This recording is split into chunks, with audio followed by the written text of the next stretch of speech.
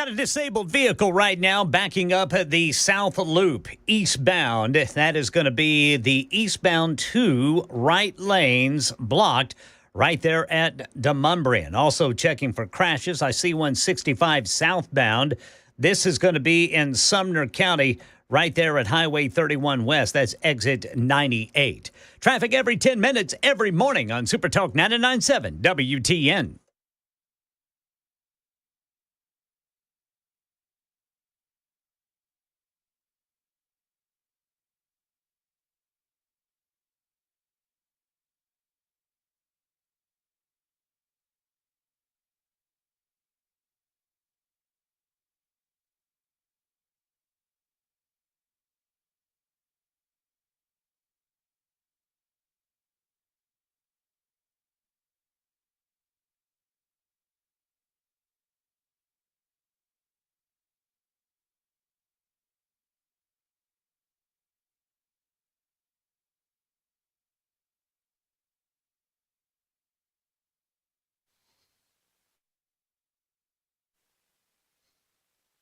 If you choose to stay in one of those evacuation areas, you're going to die.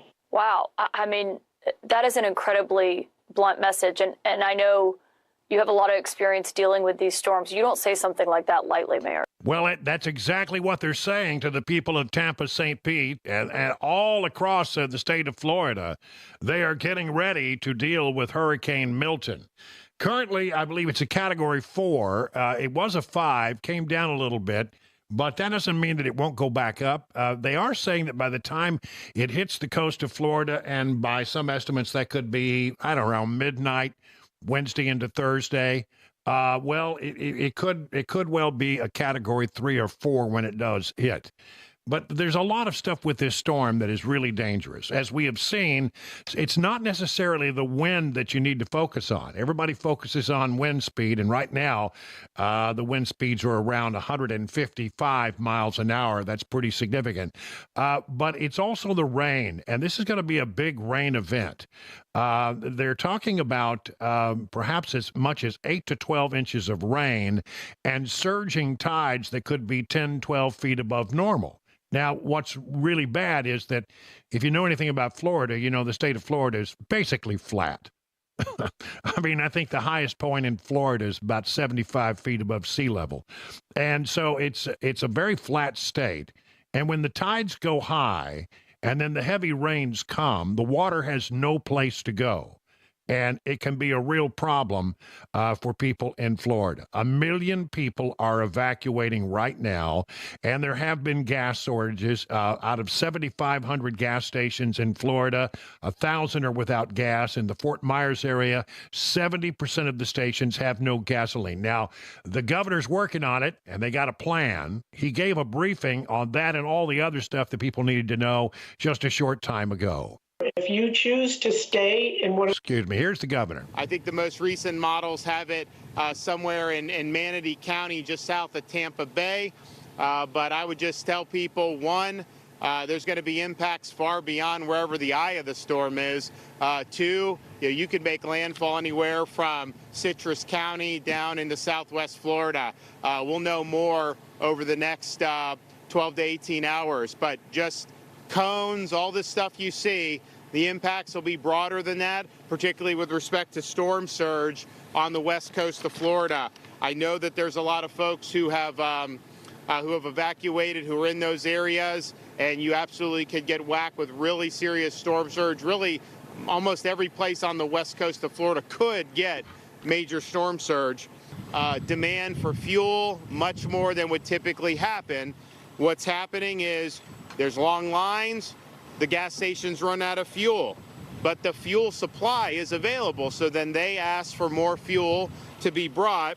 And so what we're doing is we've authorized Florida highway patrols to escort with the siren so they get there quicker, major fuel trucks. So we've had 43 fuel trucks that have already been escorted by Florida Highway Patrol to deliver fuel to stations, particularly in the anticipated impact area.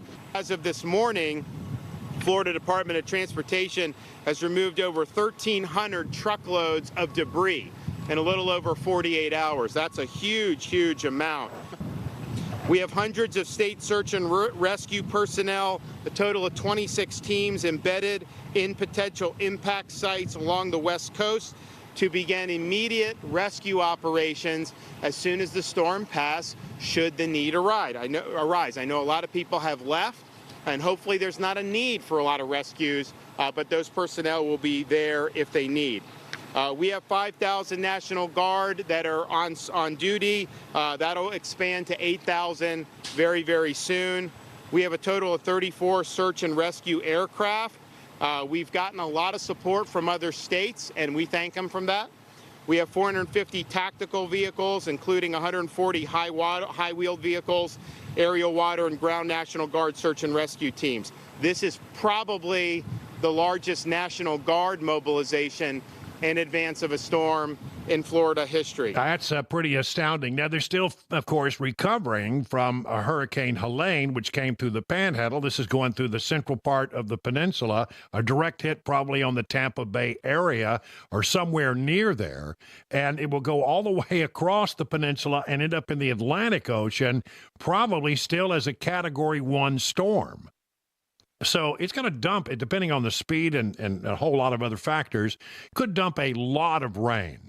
And the winds are the problem, and the surge of the water is a problem, and with the rain having no place to go can be a problem. So as you know, it's the water, as we saw with Helene, not necessarily the wind, that causes you the greatest concern.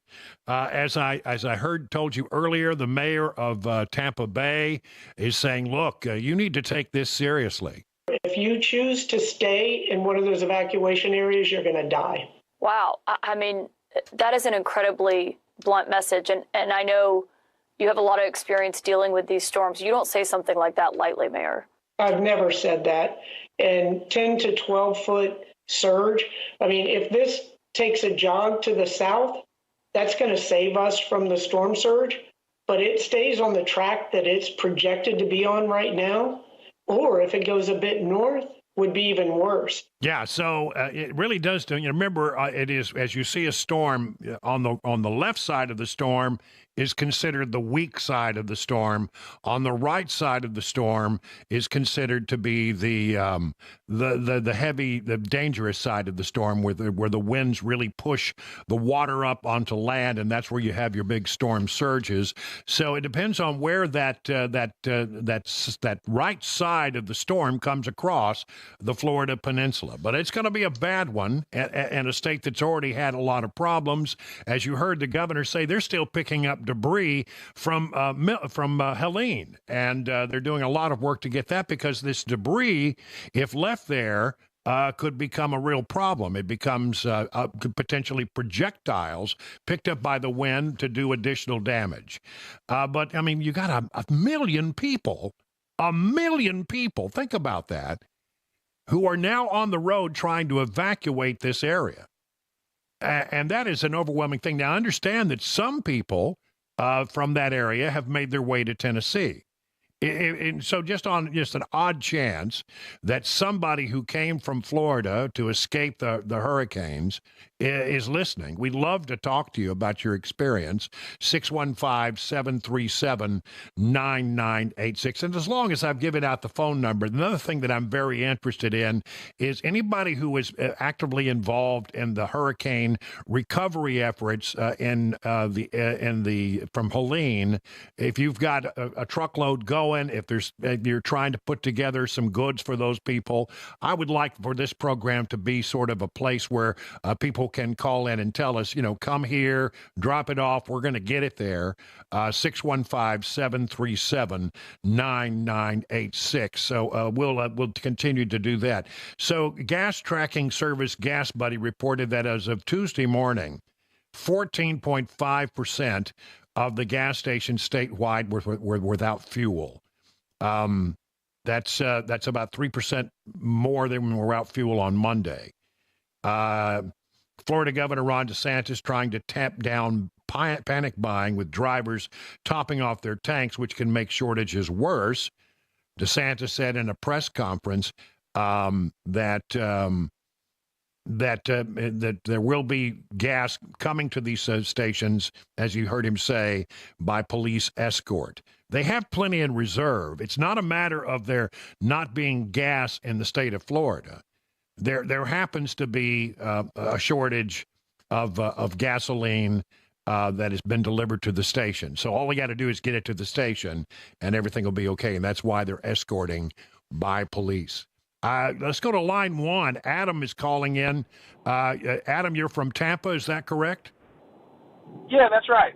Tell me a little bit about your experience of getting out of the evacuation zone.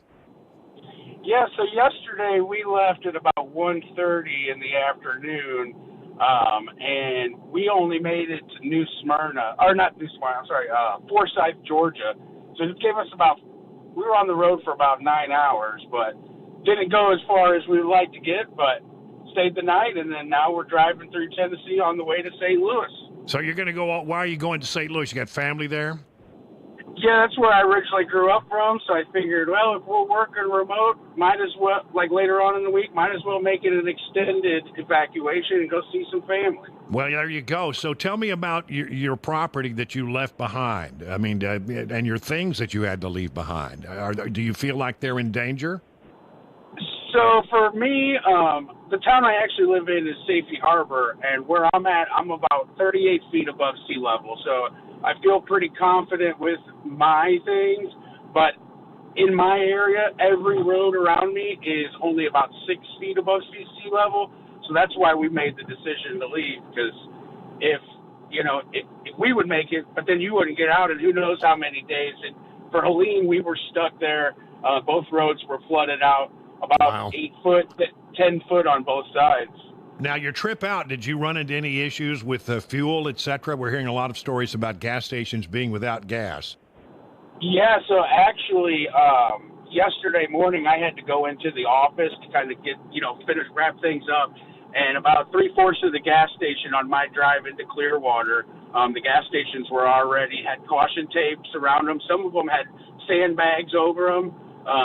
Built up on it so the water doesn't get into the mechanics of the machine. It was right. It was crazy. So that's why we didn't wait for the evacuation of the mandatory evacuation. We just decided, hey, it's time to go. So we left yesterday. Yeah. Did you find the traffic to be extremely heavy and slow, or what? Did you get ahead of the curve?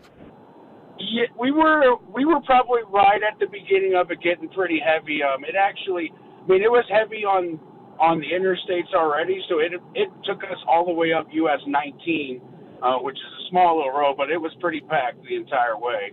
I mean, maybe tops was going 30 miles an hour was the main probably average speed compared to 65 miles an hour normal speed. Yeah. Well, listen, I wish you well. I hope that everything works out well for you. But, it's sort of a 1-2 punch for Florida, isn't it? Yeah, that's what's bad, and we've had an extremely wet summer this summer. So even before Helene, we were seeing, just for normal storms, flooding in that streets. So when Helene came, that was like the perfect storm, or what we thought until now. So now that's why I've stayed through a couple of them, but never was it dead on, and we decided it isn't worth the risk. That's for sure. And that's what they always say. It's really not worth the risk. Better safe than sorry. Even if that's the thing about hurricanes. If it turns out to be not that much, at least it could have been a lot worse, and you were out of the way. So safe travels as you go up to St. Louis. And I really appreciate you just driving through the area now. Yes, sir. Yes, we're just a little bit before Nashville here, and. I was just flipping through, looking for some stations. Heard the station was just kind of sitting here, and then you said, talking about Florida. I'm like, oh, let's go. Well, I appreciate you calling in. That's very gracious of you. Adam, safe travels, my friend. All right. Thanks a lot, boss man. God bless you. Yeah. Isn't it great when you can tap into this audience that we have? for help like that. That was great. Adam is coming from Tampa, a big area now. And now we're still cleaning up from Hurricane Helene, not just in Florida, but in a bunch of other states. And I've come across a couple of things that I think you'll find very interesting. You know, we keep hearing the story that FEMA is not getting the job done. And I have a couple of potential ideas about why that might be. Right now, 20 minutes past the hour.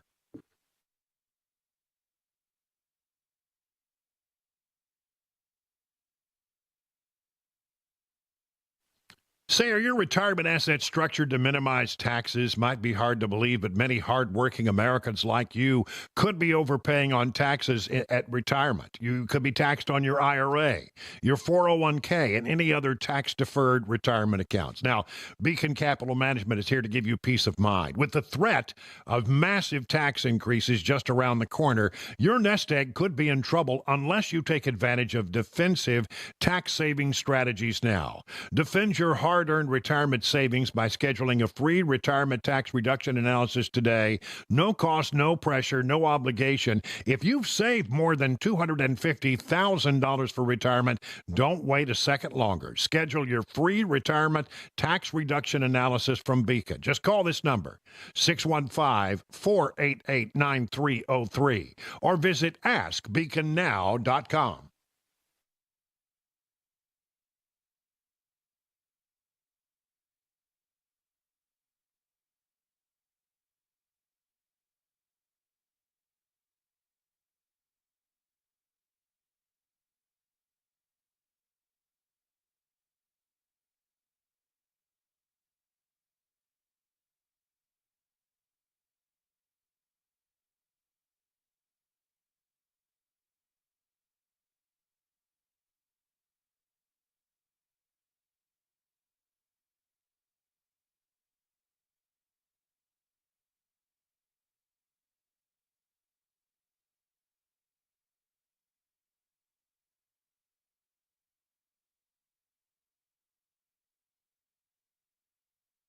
The guaranteed offer is the easiest way to sell your home.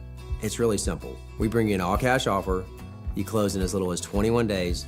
No home inspections, no lock boxes, no open houses. Go to markspain.com to get a guaranteed offer and start packing.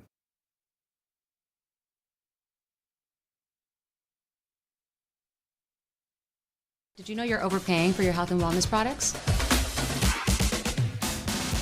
With over 20 company-owned brands offering its members vitamins, supplements, wellness, and skincare products, you're able to save up to 70% off retail. Members Nutrition can't change your life, but we can change the way you live.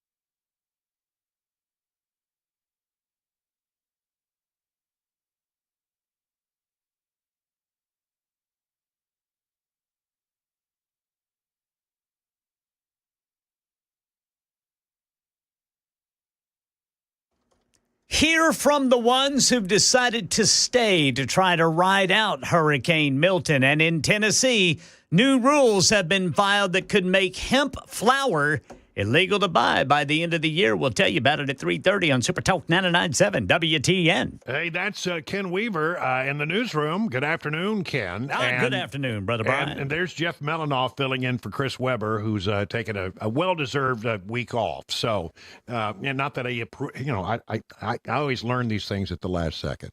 Yeah.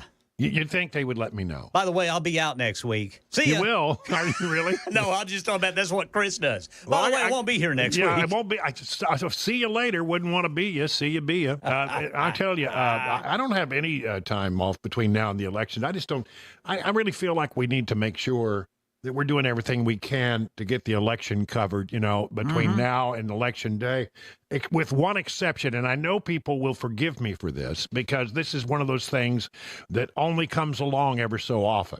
And that is your 50th high school reunion. Oh, yeah. I mean, first of all, I'm that old. And well, you got big plans for it, too, dude. Oh, yeah, and I'm really looking forward to it. So I will be gone one day. I think I miss a Friday, a little bit later this month. And as I go home to Texas to see a bunch of my old friends from high school, it's really going to be a good turnout. I have a pretty big high school. About a third of the people that I went to high school with are dead. Yeah. I know it's scary when you look at how many people have passed away, and about a third of them will not be there, but a full third of my graduating class will likely be at this event. That's good. That's good turnout, man. My 10 is coming up as well, but they had it on December 15th, and I'm like, I'm not going to go all the way back to my high school to like my hometown, like the next week before Christmas. Yeah, it's bad planning. Ours is going to be around a football game, and I'm going to. Of course, I went to Permian High School. Yes, sir. The legendary Friday Night Lights High School, and so going to a football game is a big deal. Yes, sir. So I'm looking forward to it. It's out there, boy. I'm looking forward to it. Very quickly on this whole thing about FEMA, I think FEMA is blowing it. They're not producing what they should be doing, which is help for the people who have been hit by Hurricane Helene. I mean, in the mountains of North Carolina and East Tennessee and Georgia and Florida, people are still suffering, and it just seems that FEMA is, according to the people on the ground, not getting the job done. And you wonder why. And I said the other day, I thought, my guess was that FEMA was a place that had sort of been changed, the culture had been changed through this thing called DEI. That the Biden administration is very big on. And then as soon as I said this, I stumbled across this soundbite. This is a FEMA disaster preparedness Zoom call that we're going to be listening to. This is a clip from it, and it tells you everything you need to know because their concerns in disaster preparedness focus largely in this particular clip on making sure that they took care of the needs of the LGBTQ community. If you don't believe me, just listen.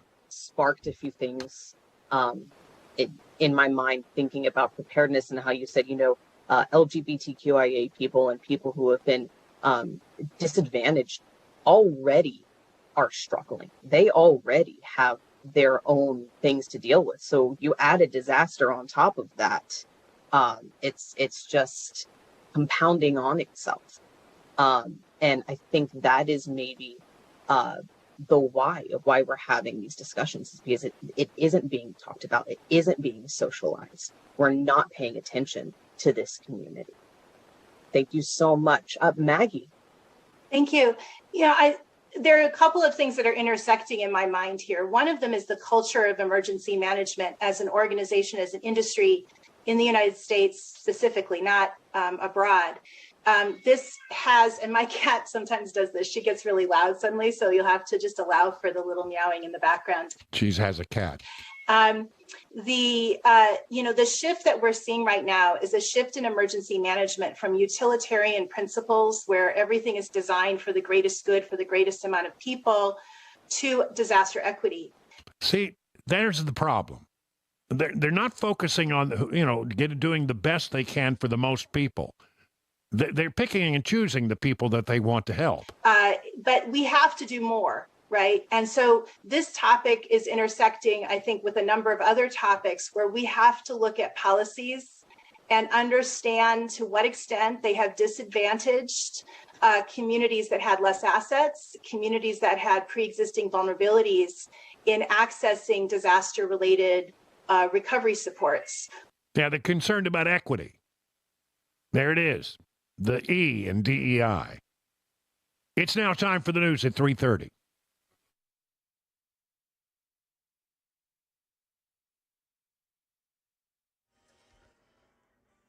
I'm Ken Weaver with your top stories. Got the full forecast and traffic in 5 minutes. Right now, Floridians living near the Gulf Coast have been told to head for higher ground in advance of Hurricane Milton's arrival as early as tomorrow evening. Jim Ryan is in Tampa, where the ones who've decided to stay behind are gathering up supplies.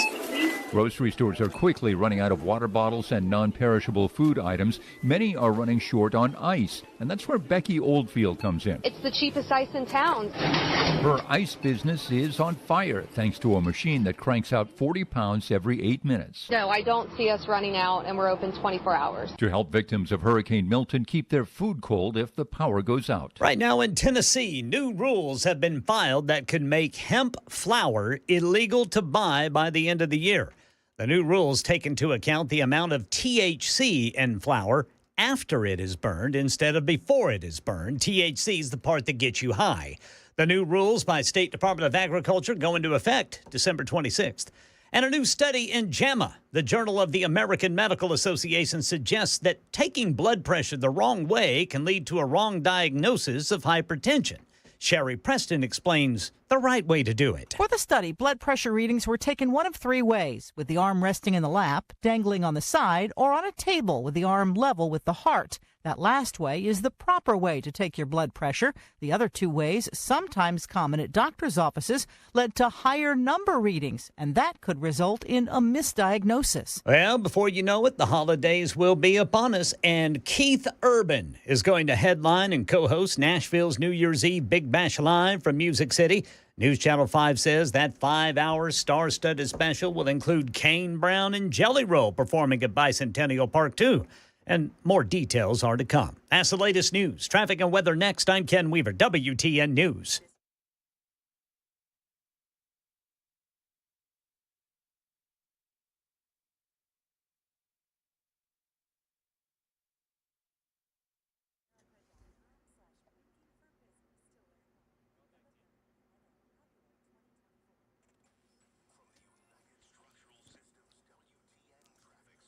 All right, things are starting to slow down around the loop downtown, but the good news is they've got that stalled vehicle out of the way.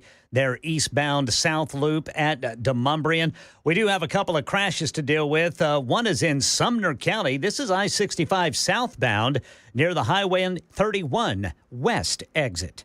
Traffic every 10 minutes every morning on Super Talk 99.7 WTN.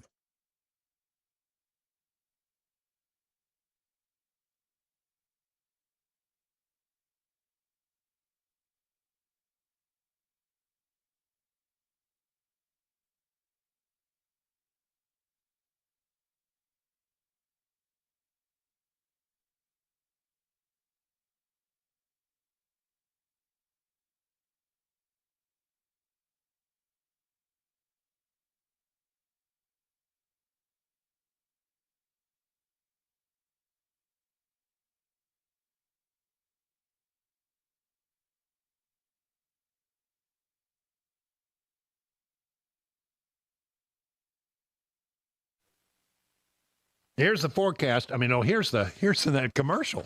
That was the weather forecast. Our one thing that really makes Genesis Diamonds stand out from any other jewelry store is the education you get. These are not clerks behind the counter. These are seasoned pros who know everything there is to know about diamonds. And they will take the time to teach you in a way that is transparent, informative, useful. They'll even teach you how to buy like a dealer buys. They will show you the inside secrets of the diamond industry and will show you how diamonds are priced and graded on the world market and how you can maximize your budget.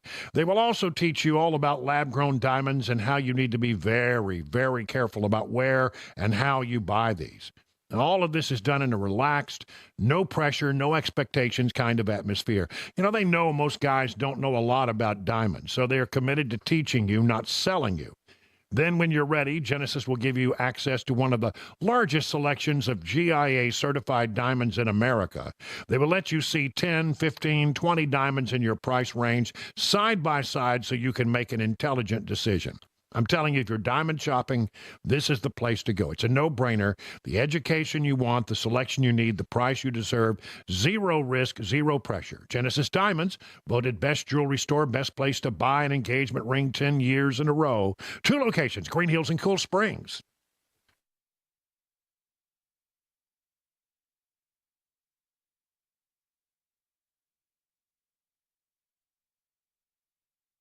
Hey everybody, Dan Mandis with Nashville's Morning News and Super Talk 89.7 WTN. I was speaking to Dr. Christopher Van Shank the other day at a station event. Now, he's a psychiatrist, and he was telling me about the mental health crisis here in America. And as you know, it's out of control. The COVID lockdowns were an absolute disaster. And Dr. Van Shank, again, he's a psychiatrist. And if you're one of those people, you feel like maybe you need to talk to somebody, I would recommend Dr. Christopher Van Shank. He can help you with addictions, depression, anxiety. He can also help kids with the same thing. He's been doing this for 15 years. He's been helping people, and he is here for you today. So if you want to check out his website is nolensvillepsychiatry.com. That's nolensvillepsychiatry.com. There's a whole list of issues that he can help you with. So check him out. If you feel like he can help you, give him a call. The number is below, and good luck.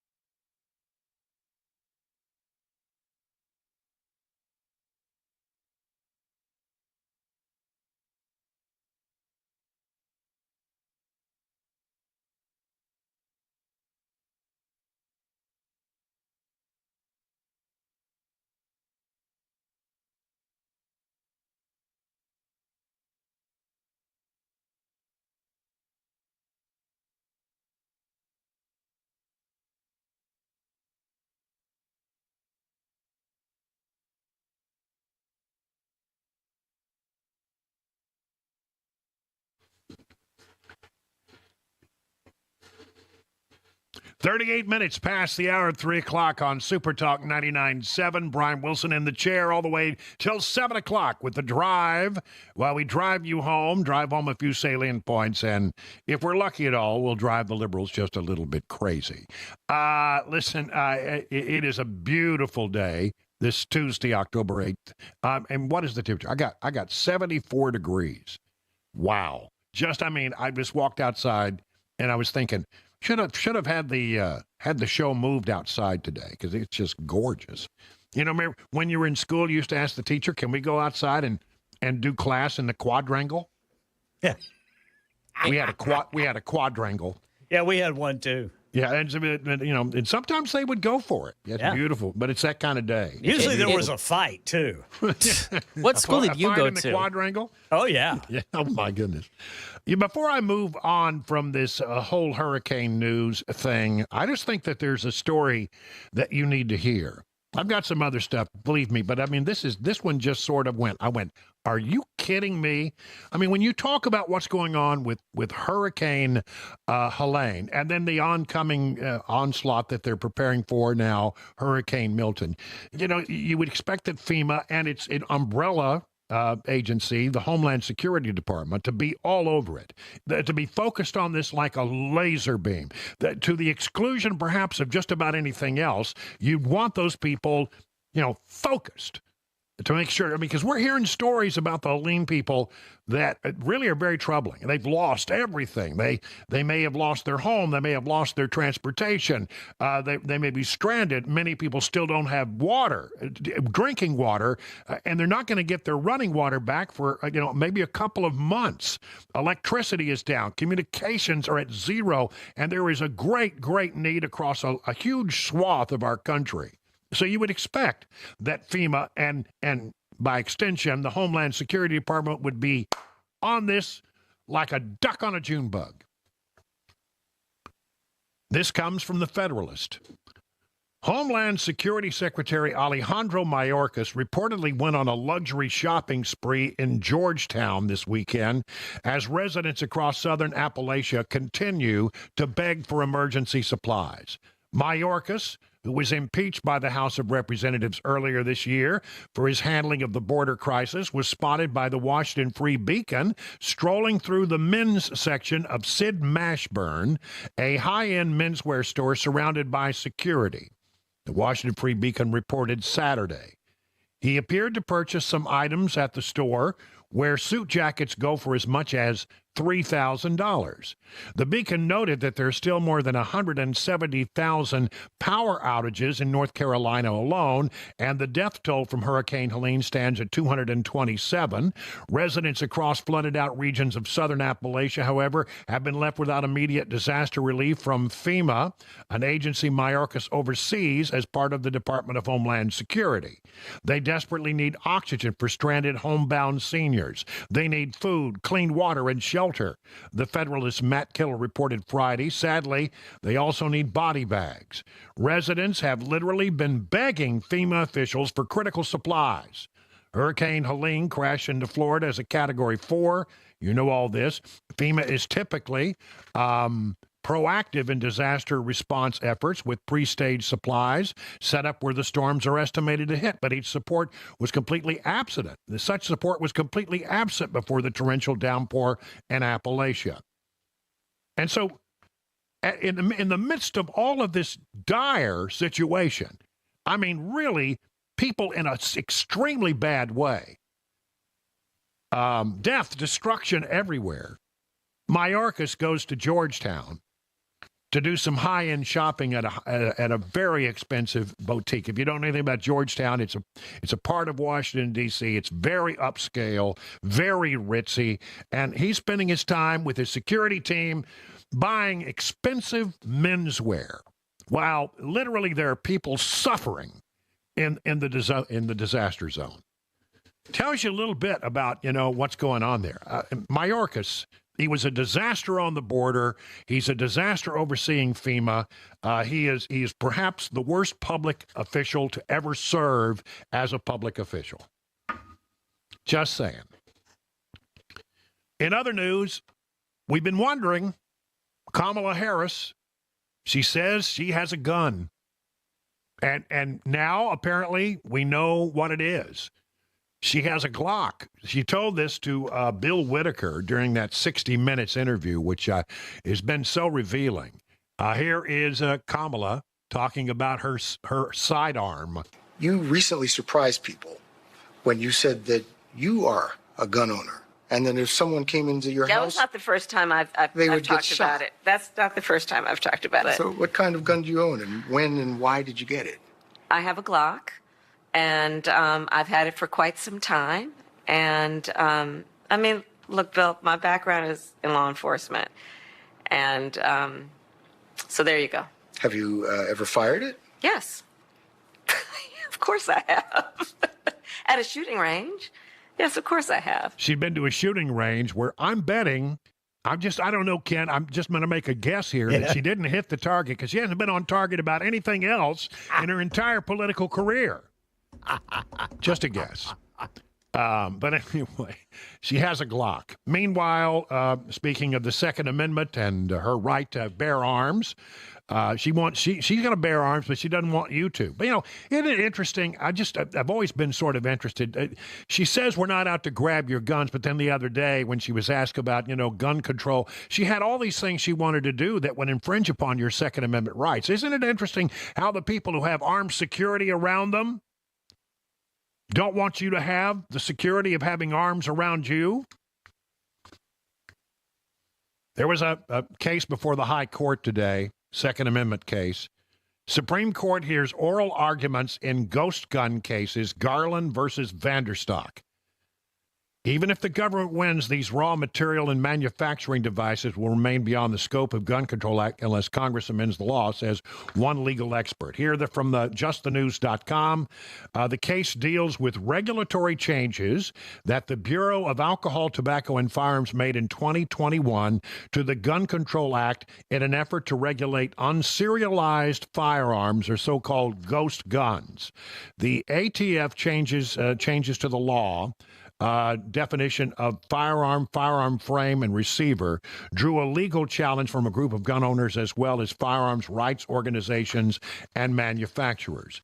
Dr. Robert Leiter, assistant professor of law at the Antonin Scalia Law School at George Mason University, predicted the Supreme Court would likely uphold the ATF's rule changes. Now, those who heard the arguments today before the High Court also walked away with the impression that the justices were ready to uphold the ATF rule changes.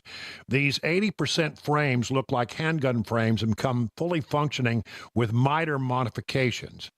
Justice Alito seemed responsive to the government's argument that these mostly completed frames have no function other than to become a fully functional firearm frame. That distinguishes them from blocks of metal, which could become a variety of objects by applying different manufacturing processes. Chief Justice John Roberts observed that a person who finished one of these frames probably would not view himself as a firearm manufacturer because of the ease with which he could complete the process. Leiter said the controversy over ghost guns will continue after the Supreme Court ruling. With the rise of 3D printing and other new manufacturer technologies, manufacturing is becoming cheaper and more accessible to those without specialized skills. We will see more devices within the reach of ordinary consumers that are capable of turning raw materials into finished firearms. Again, that's Dr. Robert Leiter, the assistant professor of law at the Antonin Scalia Law School. I think that's going to be a very interesting case to watch. It does seem like most of the people who heard all of this talk today before the Supreme Court and all the arguments did sort of come away from the opinion that indeed this regulatory change by the ATF would be upheld by the High Court. We'll watch it to see exactly what happens here. It really, again, you talk about Kamala Harris and her Second Amendment policies, where she says time and time again, I'm a gun owner. Tim Walz is a gun owner, and we're not out to take away your guns. And look, she has to say that because she needs to have the vote of a lot of people in areas where there's a lot of hunting, etc. But I think the thing that you have to come back to with her is the following. She says, that she's very much in favor of coming after your AR-15. She said in the past, she has even stated in the past when she was in California as an elected official, she said, look, we should have the ability to come into your home and examine whether or not you are safely storing your weapons. No kidding. She actually believes that the government has the right to do that, which I think raises all kinds of constitutional issues. But, I mean, that's the thing she said. But now she says, we're not out to get your guns. We're not out to take anything away from you. And I think you have to look at the other things she said. She said, my values haven't changed. Oh, yes, some of my policies have changed, but my values haven't changed. And that makes me very nervous because I don't know about you, But I think the things that I believe, if I were to, be outlining policy, they would be shaped by my values. And it almost seems as by saying that her values haven't changed, it's sort of a wink, wink, nod, nod to the folks on the left saying, look, I have to say this to get elected, but you know who I am. Don't worry. And that's the thing that worries me most about Kamala Harris. 50 minutes now past the hour of 3 o'clock on Super Talk 99.7.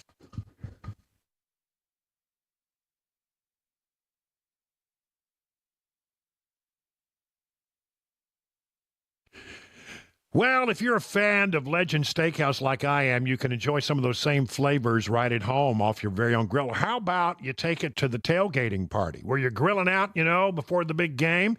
Just take a walk down your local grocery store aisle, places like Walmart and Kroger, and look for Johnny Fleeman's very own brand. His marinade, it's a proprietary blend, will give your steaks, chicken, or chops a flavor that will hit a home run with family and friends. It's low in sodium, about a third of other brands, so you don't have to worry about over-marinating. And let's talk for a moment about his honey mustard salad dressing. It's a big favorite at his restaurant. Use it as a salad dressing or a dipping sauce for your favorite chicken fingers. It's, again, a recipe used in his restaurants for over 35 years. And if your favorite grocer isn't stocking Johnny Fleeman products, just ask them to do so. For more information, go to his website, johnnyfleeman.com. And it goes without saying, for those times when you want someone else to do the cooking, they'll always be glad to see you at your nearest Legend Steakhouse for lunch or for dinner.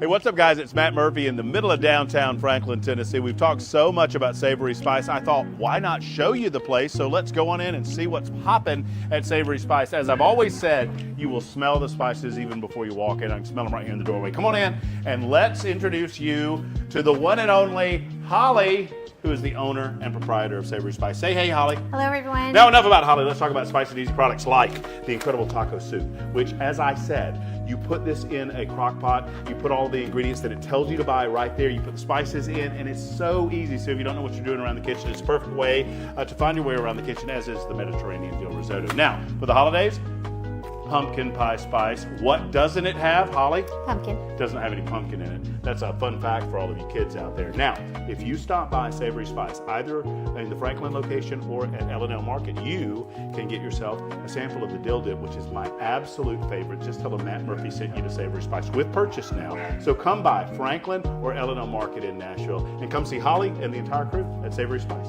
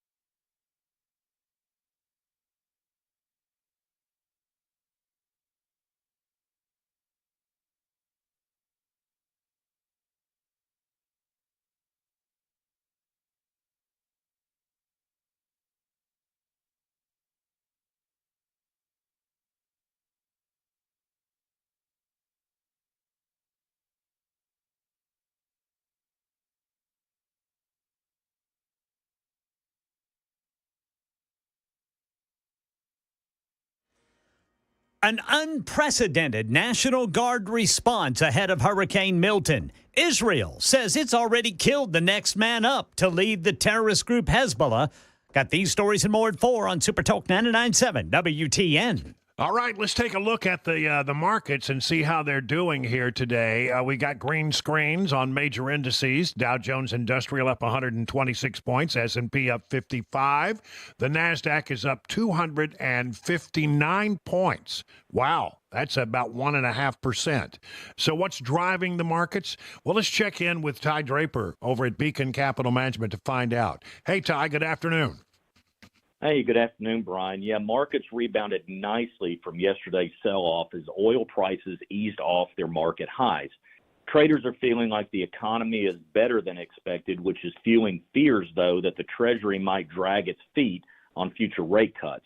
Oil stocks took a big hit today as Florida braces for the effects of Milton, which could cost over $175 billion in damages from early estimates. And wrapping up the day's trading found gold dropping the most in a month as investors bet on a large Fed rate cut before the year's end. All right. Thank you very much, Ty. And for you to learn about all the things that Ty Draper, John Maxon, and the good people over at Beacon can do to help you out, just go to their website, askbeaconnow.com. 58 minutes past the hour.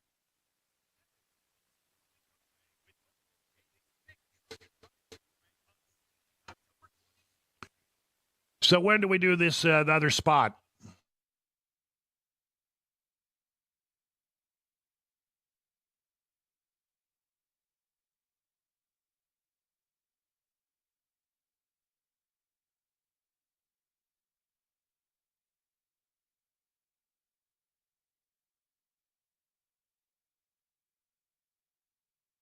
It's been around since 1994 in the Middle Tennessee area and Southern Kentucky and Middle Kentucky. If you have more than 25,000 satisfied residential customers, you must be doing something right.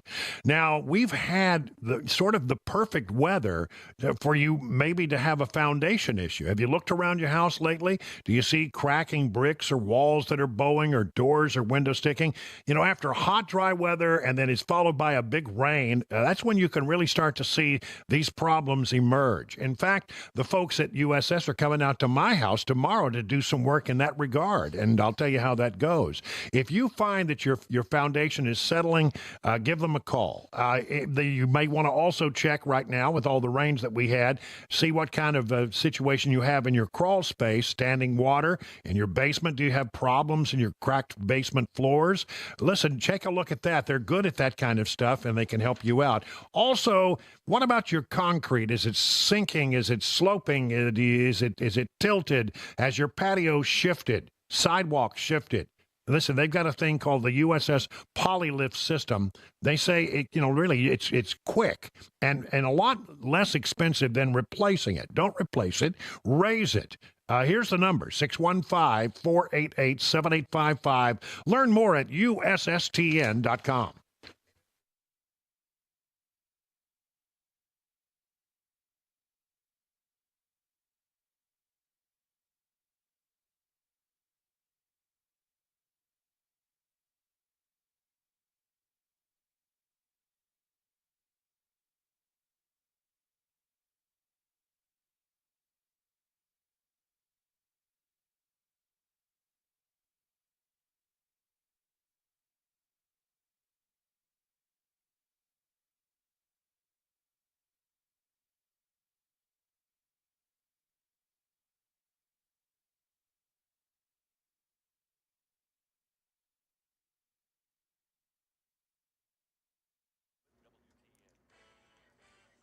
Four o'clock on the dot. I'm Ken Weaver with your top stories. We've got the full forecast and traffic in 5 minutes. Hurricane Milton churning towards the Gulf Coast as a major hurricane. Milton due to make landfall late tomorrow night or early Thursday morning. Florida Governor Ron DeSantis says there are 5,000 National Guard troops on duty at the moment. He says that will soon expand to 8,000. This is probably the largest National Guard mobilization in advance of a storm in Florida history. President Biden claimed during a briefing today all of the governors dealing with Helene are happy with the federal response. I've been able to contact all the governors. They are sticking up for what they've asked for. They're pointing out that they're satisfied with everything they're getting. President canceling an overseas trip this week, the White House says, so he can monitor Milton and what everyone needs when that hurricane hits. Here in Tennessee, Channel 4 says Unicoi County officials say the remains of 5 of the 6 missing Impact Plastics employees have been found. 1 worker remains missing. They went missing after Hurricane Helene flooding hit East Tennessee. Several state agencies, meanwhile, investigating Impact Plastics after employees claim they were not allowed to leave in time to get to safety. Israel says it looks like the man next in line to lead Hezbollah is dead. Hashem Safadine was the apparent successor to longtime Hezbollah leader Hassan Nasrallah, himself assassinated in an Israeli strike late last month.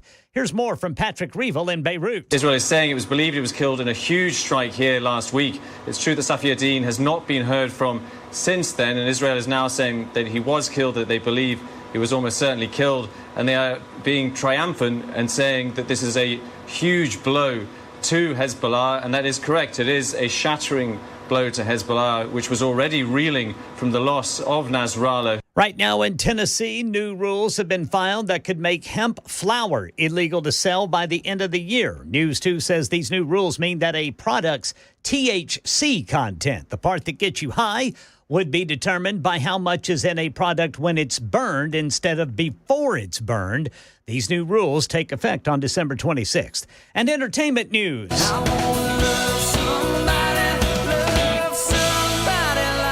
Keith Urban to headline and co-host this year's New Year's Eve Live, Nashville's Big Bash from Music City. News Channel 5 says Kane Brown and Jelly Roll will also perform at Bicentennial Park, and there are more details still to come. That's the latest news. Traffic and weather next. I'm Ken Weaver, WTN News.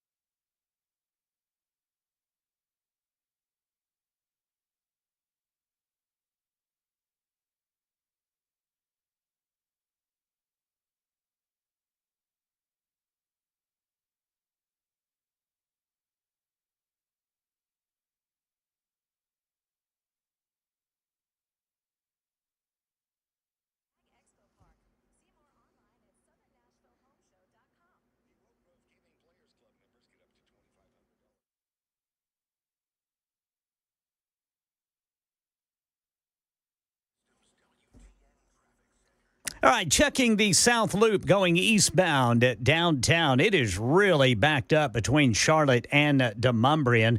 Checking for some crashes here. Looking up here around I-24 eastbound there at 440. You got a crash. And then it looks like there's 24 eastbound at Sam Ridley Parkway. And then Donaldson Pike at I-40, a crash. All of this happening just within the past 5 minutes.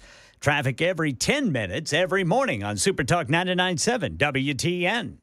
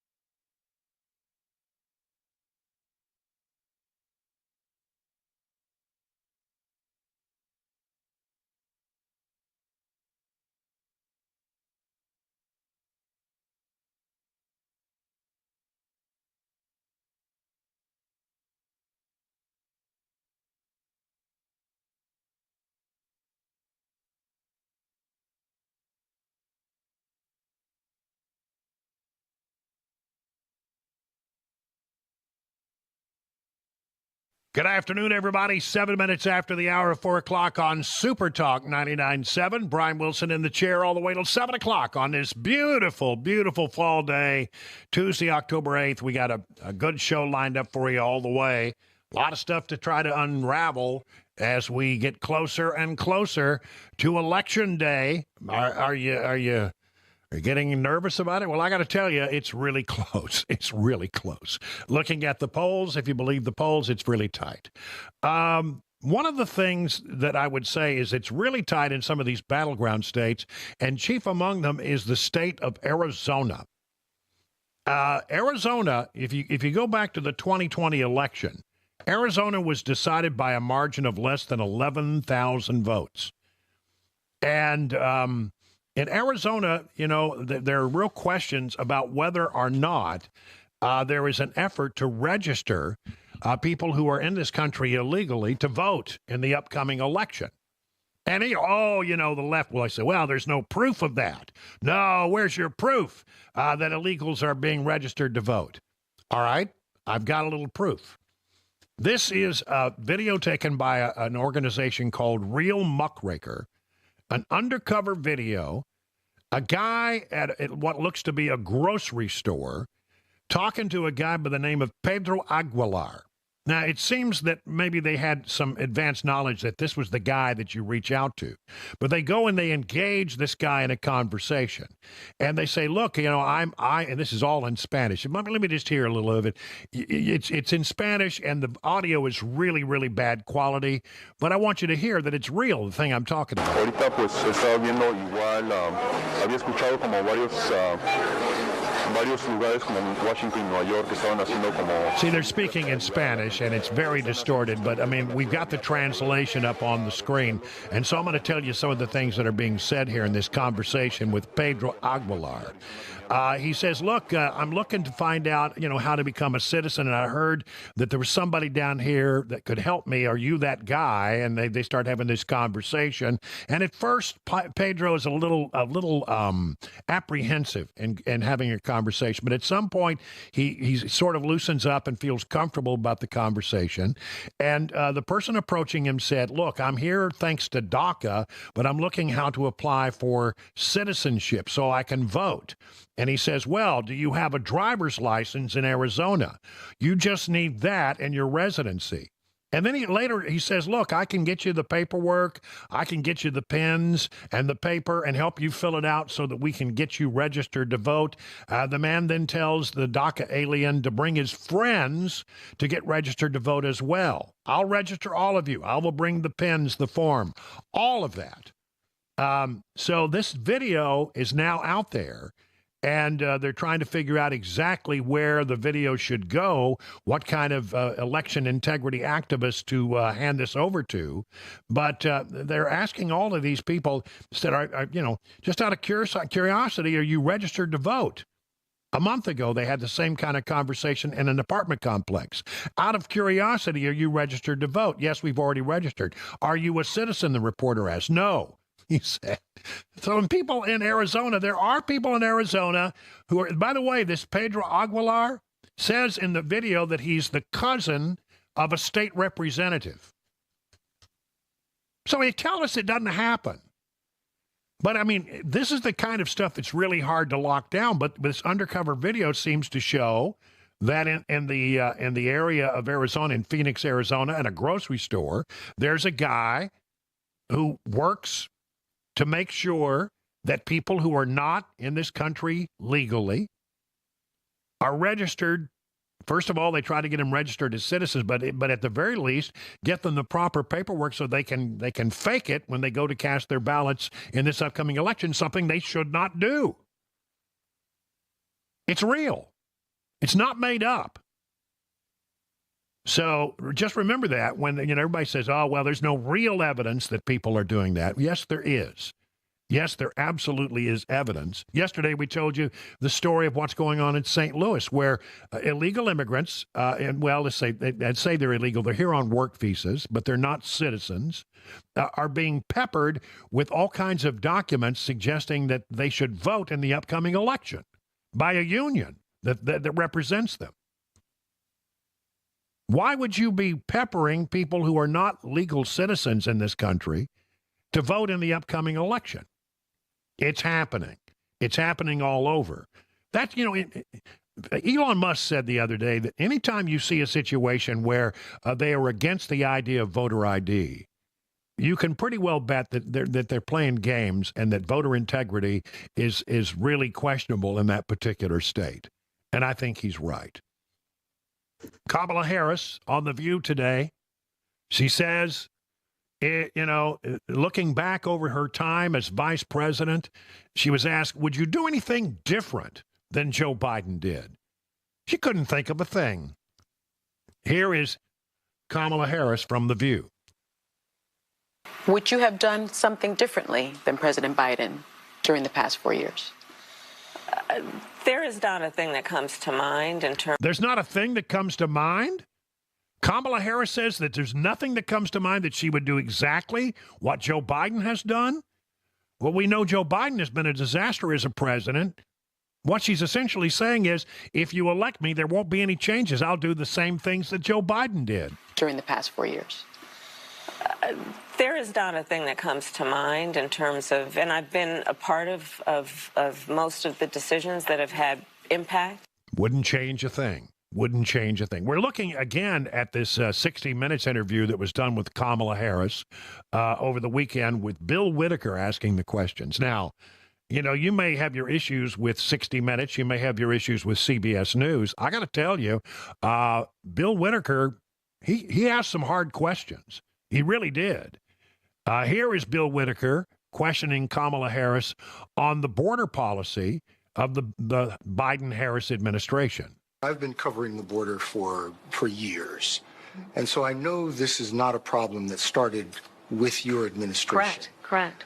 But there was an historic flood of undocumented immigrants coming across the border the first 3 years of your administration. As a matter of fact, arrivals quadrupled from the last year of President Trump.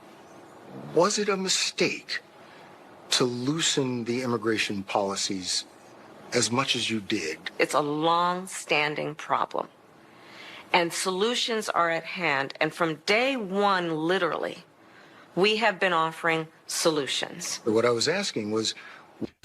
So he didn't get an answer to the question. And I will say, good point, Bill. Glad you came back to do a follow-up and ask the question again. What I was asking was it a mistake to kind of allow that flood to happen in the first place? I think the policies that we have been proposing are about fixing a problem, not promoting a problem. Okay? But the numbers did quadruple. And the numbers today, because of what we have done, we have cut the flow of illegal immigration by half. We have cut the flow of fentanyl by half, but we need Congress to be able to act to actually fix the problem. She doesn't answer the question, and Bill was trying to get the follow-up in there. Well, should you have done it earlier? If you could cut the amount of illegal immigration by changing your policies, basically going back to the Trump policies, shouldn't you have done that earlier? They didn't want to do it earlier. Look, I mean, Bill, that was a great exchange with Bill Whitaker asking that question. He also did an interview with with Tim Walz and got into, Tim Walz's penchant for perhaps not telling the truth from time to time. 2 months ago, you and Kamala Harris barely knew each other. Now you're running together, vying for the top offices in the land. It's not possible that you agree on everything. Yeah. What have been some disagreements you've had since you became a team? Well, she probably disagreed with, you said, Tim, you need to be a little more careful on how you say things, whatever it might be. Whatever it might be, Walz has been criticized for embellishing or telling outright falsehoods about his military record and about his travels to Asia in the 1980s. In your debate with J.D. Vance, you said, I'm a knucklehead at times. And I think you were referring to the time that you said that you were in Hong Kong during the Tiananmen Square unrest when you were not. Yeah. Is that kind of misrepresentation, isn't that more than just being a knucklehead? I think folks know who I am, and I think they know the difference between someone expressing emotion, telling a story, getting a date wrong rather than a pathological liar like Donald Trump. But I think it comes down to the question of whether you can be trusted to tell the truth. Yeah, well, I can. I think I can. I will own up to being a knucklehead at times, but the folks closest to me know that I keep my word. I think that was a pretty good line of questioning. I was rather impressed with that. Again, this interview, we watch it so you don't have to. You might expect that they would go easy on her, but they didn't, and they didn't go easy on Tim Walz as well. And revealing answers there, and kudos. Look, we criticize them when they do things that we think are wrong. Credit when they ask a decent question, and I think those two lines of questioning were really, really important to get at. Now, where are we with the numbers? I'm not going to bore you with a lot of numbers, but I have been looking at the battleground states on whole, and then the general election averages. These are the battleground averages as reported by Real Clear Politics. They take all of the battlegrounds and they average them out, and basically it is really close. Right now, the Real Clear Politics battleground average has Trump leading by 0.1. Harris leads slightly in Nevada, Wisconsin, and Michigan in the polls. Trump leads slightly in Arizona, North Carolina, and Georgia. And the two are tied dead even in Pennsylvania, according to the Real Clear Politics battleground average. Okay? Now let's look at the general election number. It has Harris up by 2 on average. You average all the polls together. And again, I'm not too worried about that because generally you can, the Democrats tend to win the popular vote, but they lose the electoral college vote if things go badly for them.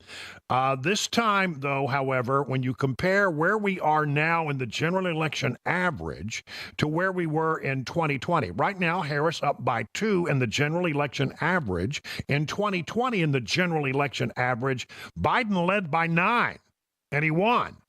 Harris leads by 2. So she is not keeping up with Biden's numbers in the 2020 election. This looks a lot more like Hillary Clinton in 2016 in the general election numbers, which would be good for Trump. I got more to tell you about in just a moment.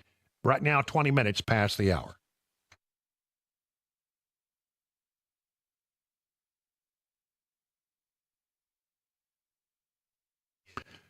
Hey, did you know that gold is up 78% over the last 5 years? Silver is up 99% in the same time period. Meanwhile, the U.S. dollar has lost 25% of its value since 2020. Government-induced inflation is stealing your wealth, and it doesn't seem that Washington, D.C. has any plans to stop it. Gold and other precious metals can be a great shield against that inflation theft. Yeah, it's an election year. You hear the politicians yammering, but will they really rein in their spending? What do you think? This is why no matter who is in office, gold protects you from the D.C. spending spree. Where do you go to get that protection? Reach out to my friends Kyle and Hannah at Nashville Gold & Coin. They will take good care of you and keep you well informed on all precious metals opportunities. Act now and get your shield against out-of-control government spending. Go to NashvilleGoldandCoin.com. That's NashvilleGoldandCoin.com to set up your appointment today.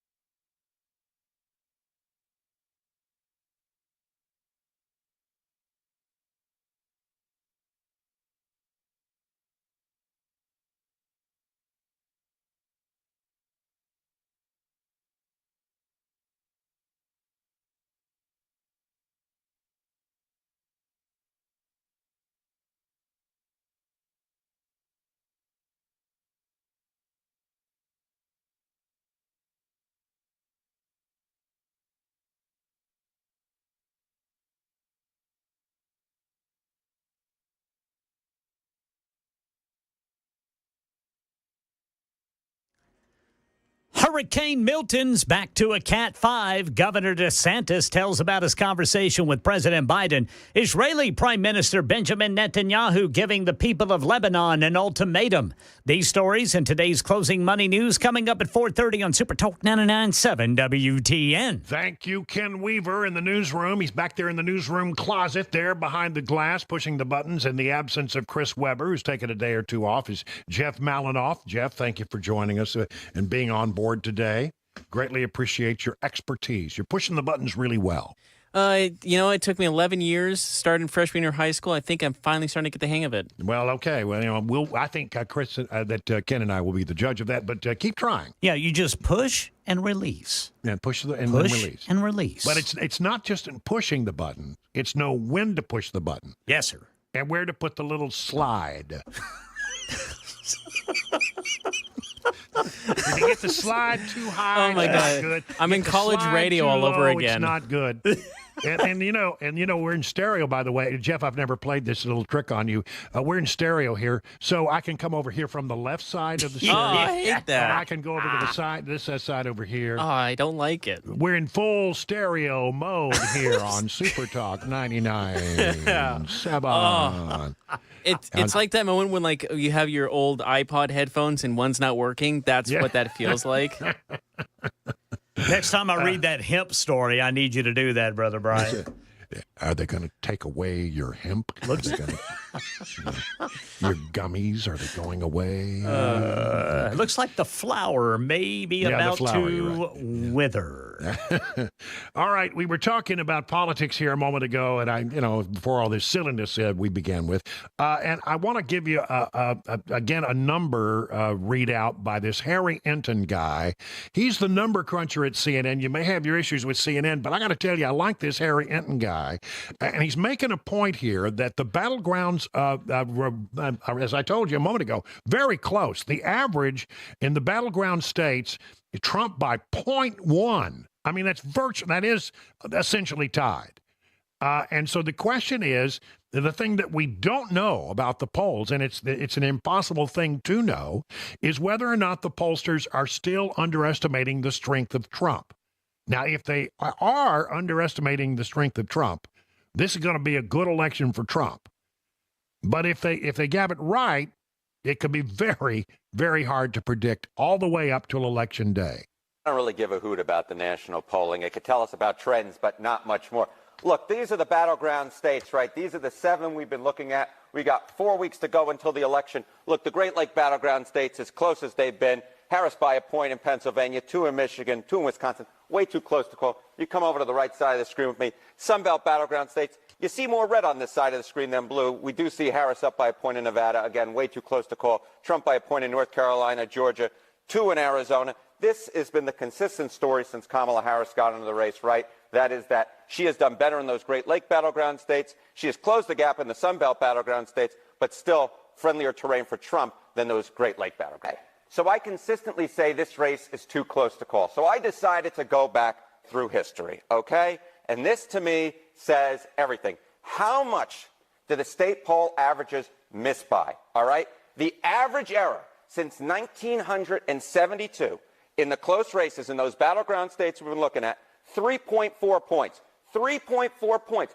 Every single state, all 7 of those key battleground states are within 3.4 points. What's the chance for an even larger error? You know, we talk about the margin of error, right? So what is that 95% confidence interval? What is that true margin of error? 5% of errors in state polling averages are off by more than 9.4 points. These battleground states are well within that. I want you to remember this number because the bottom line is this race is going to be too close to call almost certainly all the way to Election Day. So let's say the polls are exactly right. If the polls are exactly right, Kamala Harris gets 276 electoral votes to Donald Trump's 262 because she carries those Great Lake battleground states despite losing North Carolina, Georgia, and Arizona. But listen. But let's say we have a polling miss like we had in 2020. What happens then? Well, then Donald Trump wins the election in a blowout with 312 electoral votes because he carries all these Great Lake battleground states, plus Nevada, plus the other states he was leading in, Arizona, North Carolina, and Georgia.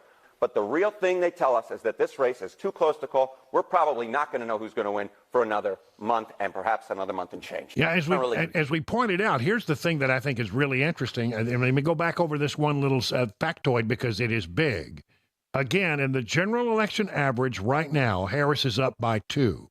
But, not a big deal because it's the popular vote. But if you take a look at where Biden was in 2020, remember Biden won in 2020. Biden led at this point in the race by 9. Harris leads by 2. So, I'm feeling somewhat optimistic, but I think Harry Enton is right. This is, if you go by the polls, and a lot of people don't want to even look at the polls, then this is way too close to call. Way too close. TC, too close to call. Cook Political Report shifts Wisconsin Senate race toward the GOP. This is interesting. This is Senator Tammy Baldwin. And if she were to lose this race, it would be really something. because, you know, I'm feeling pretty good about the Republicans' chance of taking the Senate. They're going to get West Virginia. Manchin's retiring, and it's a very red state, probably one of the most red states in the country. And the former Republican governor is probably going to win that Senate race there in West Virginia. And where's the other one? I forget. There's going to be another one that we certainly will pick up. But one way or the other, if you pick up a couple more like that, it's going to be really quite good. Oh, Montana, John Tester. John Tester, we're definitely going to, he has a really good chance of losing that race in very red Montana. He's a Democrat. He's barely squeaked it out in the past, and things are looking pretty good in Montana. Then you got this thing in Wisconsin with Tammy Baldwin. If she were to go down, I've seen some polling that where some of these races are tightening. So you know, I have pretty good hope that in the evenly divided Senate, that Republicans can pick up a couple of seats and control the Senate. All right. I don't think it's going to be 50-50. I think it's going to be an outright majority, a slim majority, but an outright majority. My great concern is the House of Representatives. A little bit late getting to the news. Here's Ken Weaver.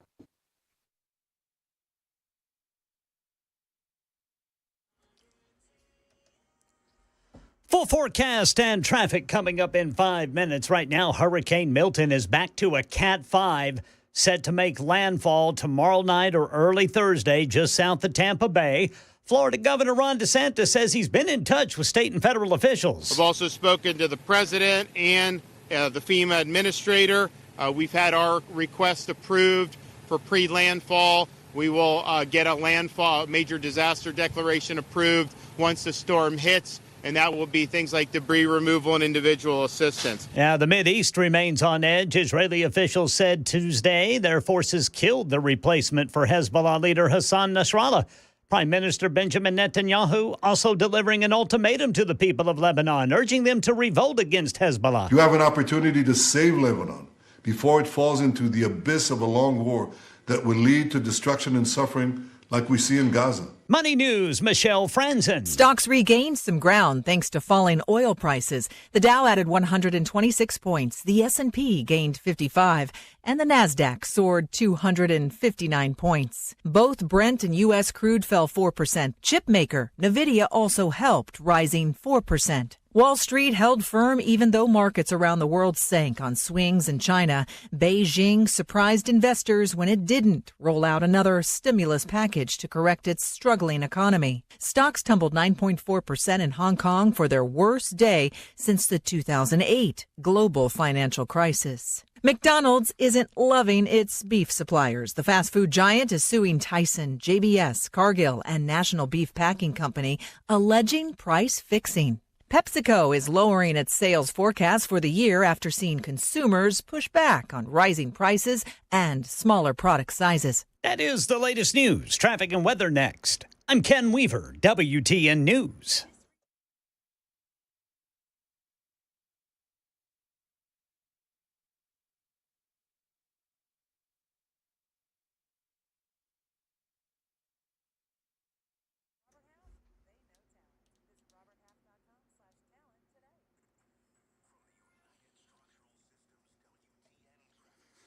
All right, the usual slowdowns are in effect trying to get home this afternoon. East and westbound 40 between downtown and 24, and, of course, the South Loop downtown. Now, we got an added problem. If you're eastbound 24, it looks like we have a crash just south of 440. That is affecting eastbound. Trying to see which lanes are impacted. It looks like it is the right two lanes are blocked there past 440 eastbound 24. Traffic every 10 minutes every morning on Super Talk 99.7 WTN.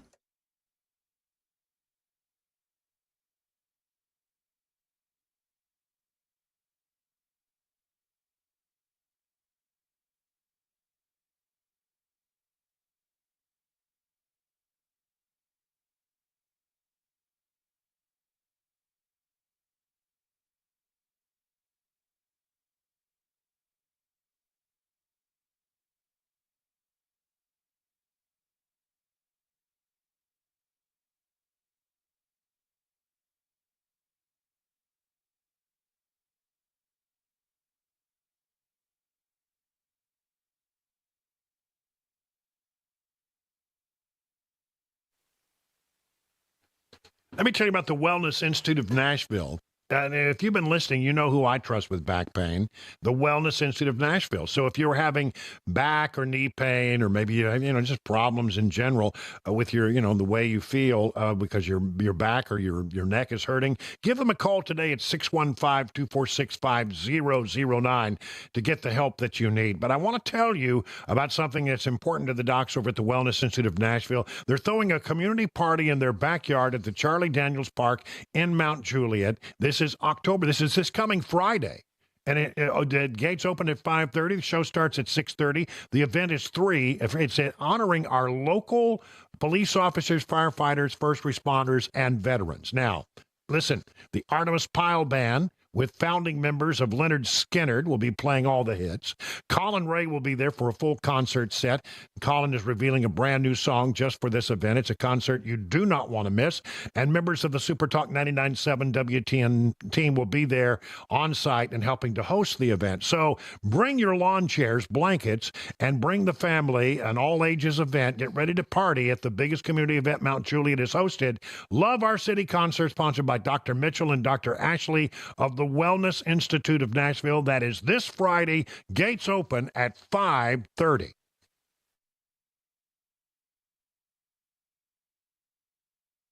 The guaranteed offer is the easiest way to sell your home. It's really simple. We bring you an all-cash offer. You close in as little as 21 days.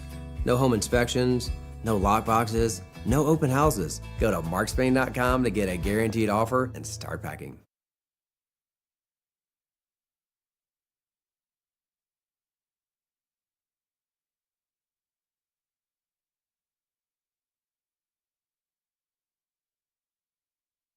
Did you know you're overpaying for your health and wellness products? With over 20 company-owned brands offering its members vitamins, supplements, wellness, and skincare products, you're able to save up to 70% off retail. Members Nutrition can't change your life, but we can change the way you live.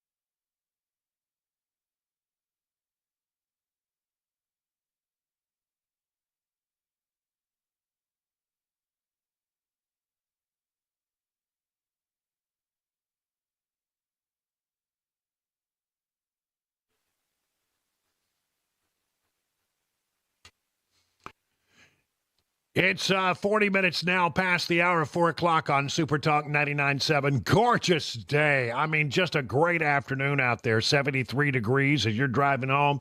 Hope you get home in time to sort of enjoy maybe some of this beautiful weather with abundant sunshine and temperature in the low 70s and low humidity. It just doesn't get any better than this.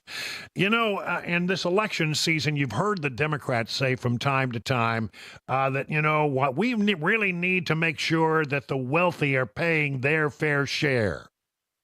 We need to make sure that the rich are paying as much as other people are.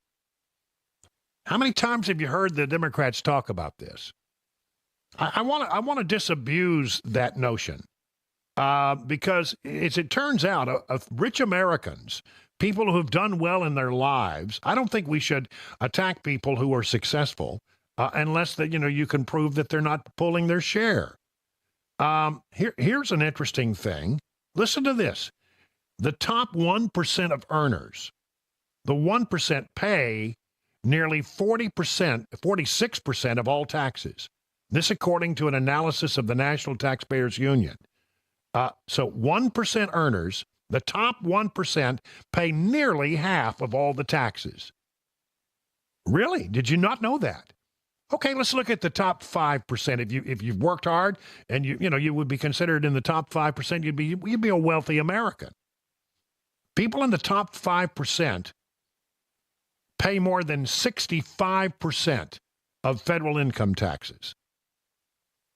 65%. If you want to say, okay, well, what about the top 10%? The top 10% of earners in America pay 75% of the taxes. And the top 25% are accountable for paying 89% of the taxes. The bottom half of earners, those who make below $46,000 a year, pay just 2% of federal personal income taxes, according to the report. How about that? And I mean, this is a widely held belief among many Americans. They think that the middle class is bearing the burden of paying taxes.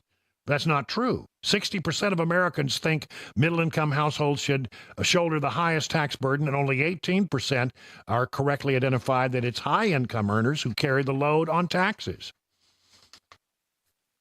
How about that? A report published last month by the Joint Committee on Taxation, a nonpartisan congressional research committee, found the U.S. progressive tax system is working in the sense that the more income that Americans earn, the more they will generally pay in taxes.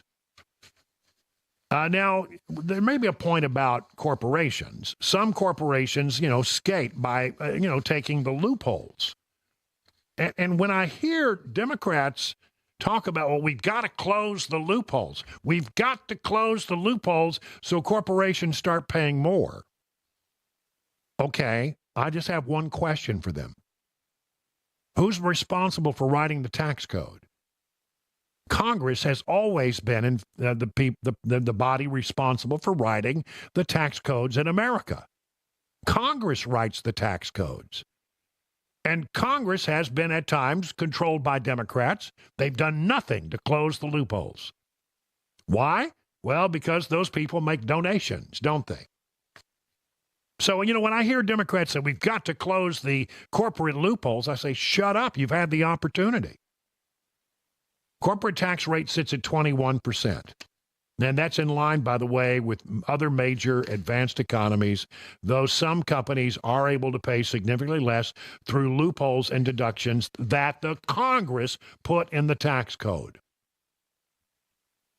But this sense, this feeling, that the wealthy are not doing their fair share is a widely held opinion.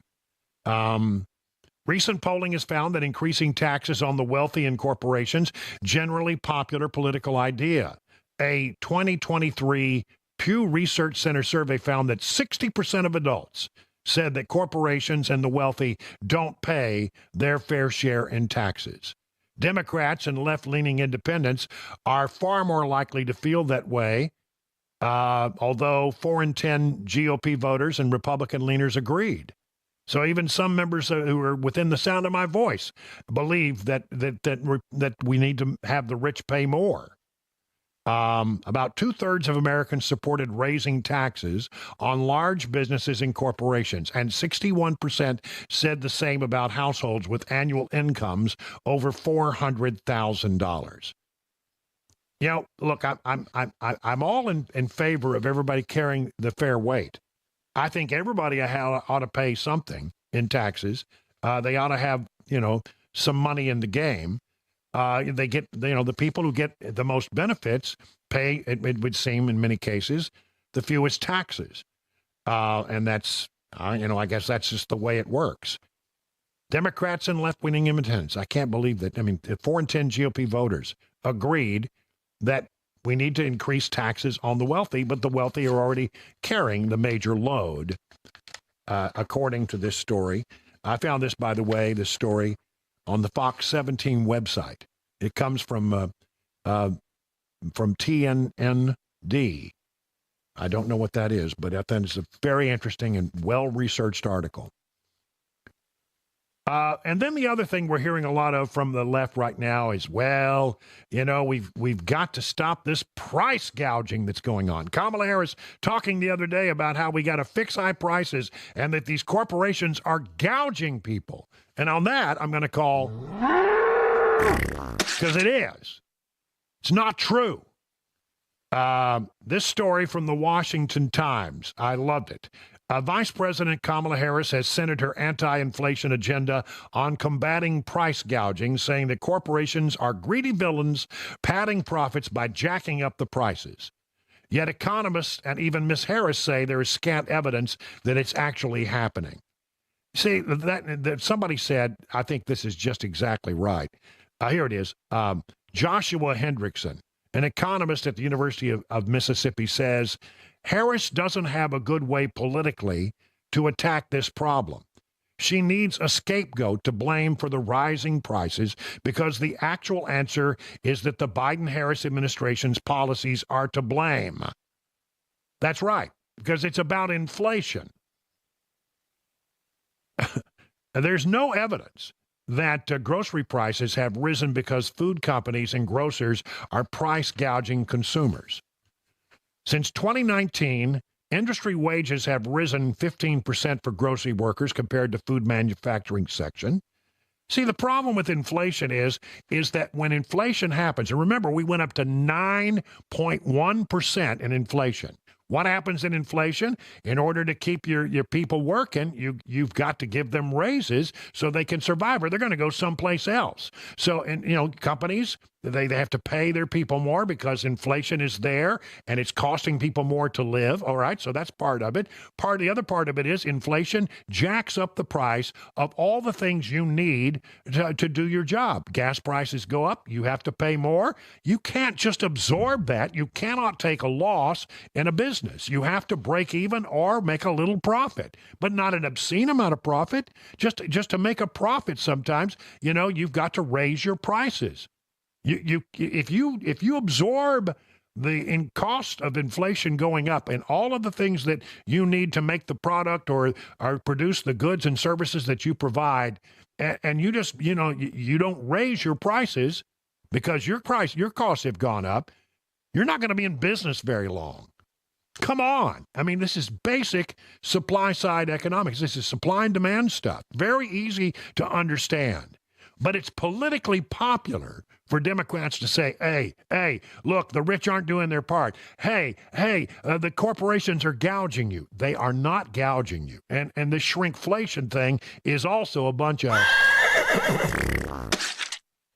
Because there is shrinkflation. It basically, just understand, you can have one of two outcomes here. They can shrink the package a little bit and make you pay the same, or they can leave the packaging the way it is, and you're going to have to pay more. It's 6 of one, half a dozen of the other. But they cannot absorb the cost of inflation. And if they do, if they say, well, we're just going to absorb all this, we're not going to pass along our higher cost of doing business, you ain't going to be in business very long. Anybody who runs a business knows this stuff, but apparently the person who wants to be our next president on the Democrat side of the equation does not understand this basic concept. 50 minutes now past the hour.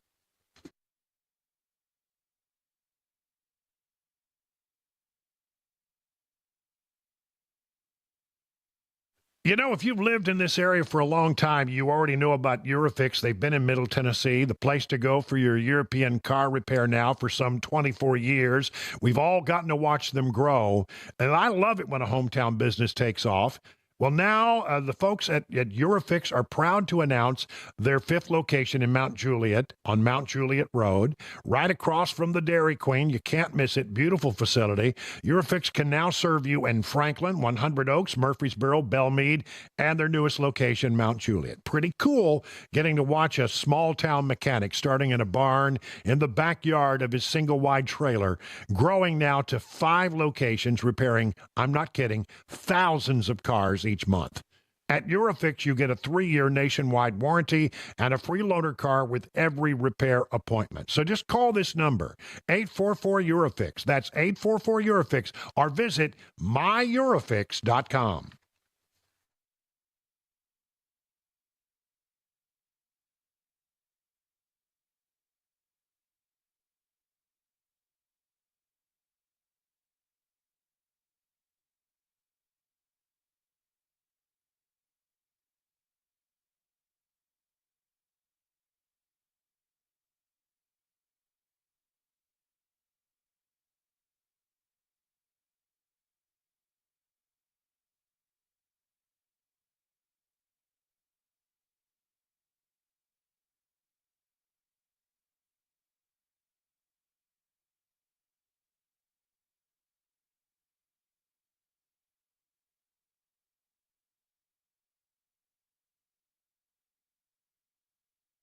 Hey everybody, Dan Mandis with Nashville's Morning News and Super Talk 89.7 WTN.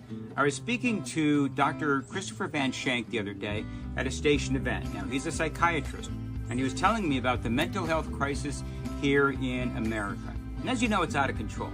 The COVID lockdowns were an absolute disaster. And Dr. Van Shank, again, he's a psychiatrist.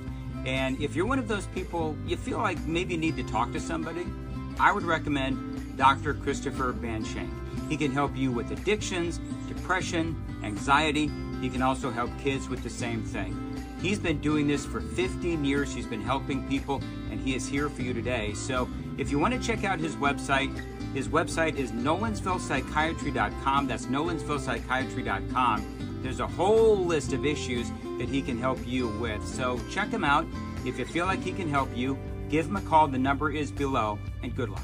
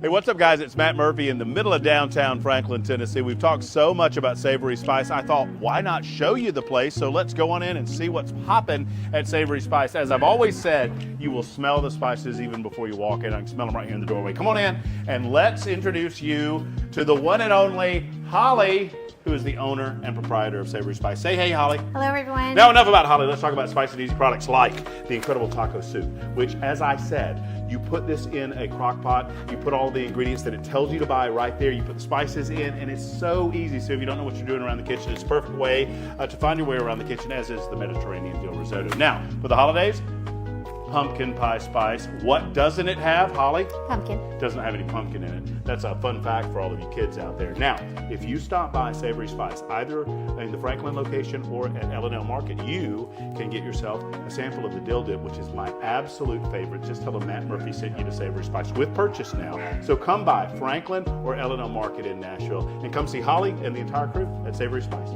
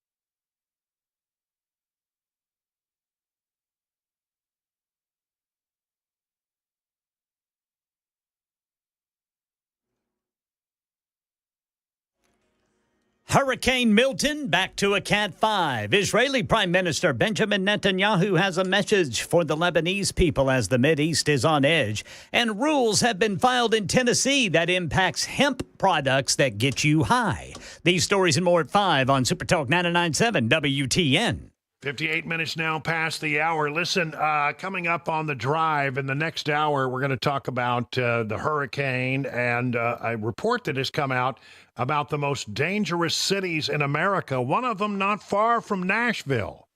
What is it all about? We'll get you that. And, of course, in the next hour, also an exciting edition of the Three Amigos. And so, you know, everybody get ready for that. It's now 58 minutes past the hour of 4 o'clock on Super Talk 99.7.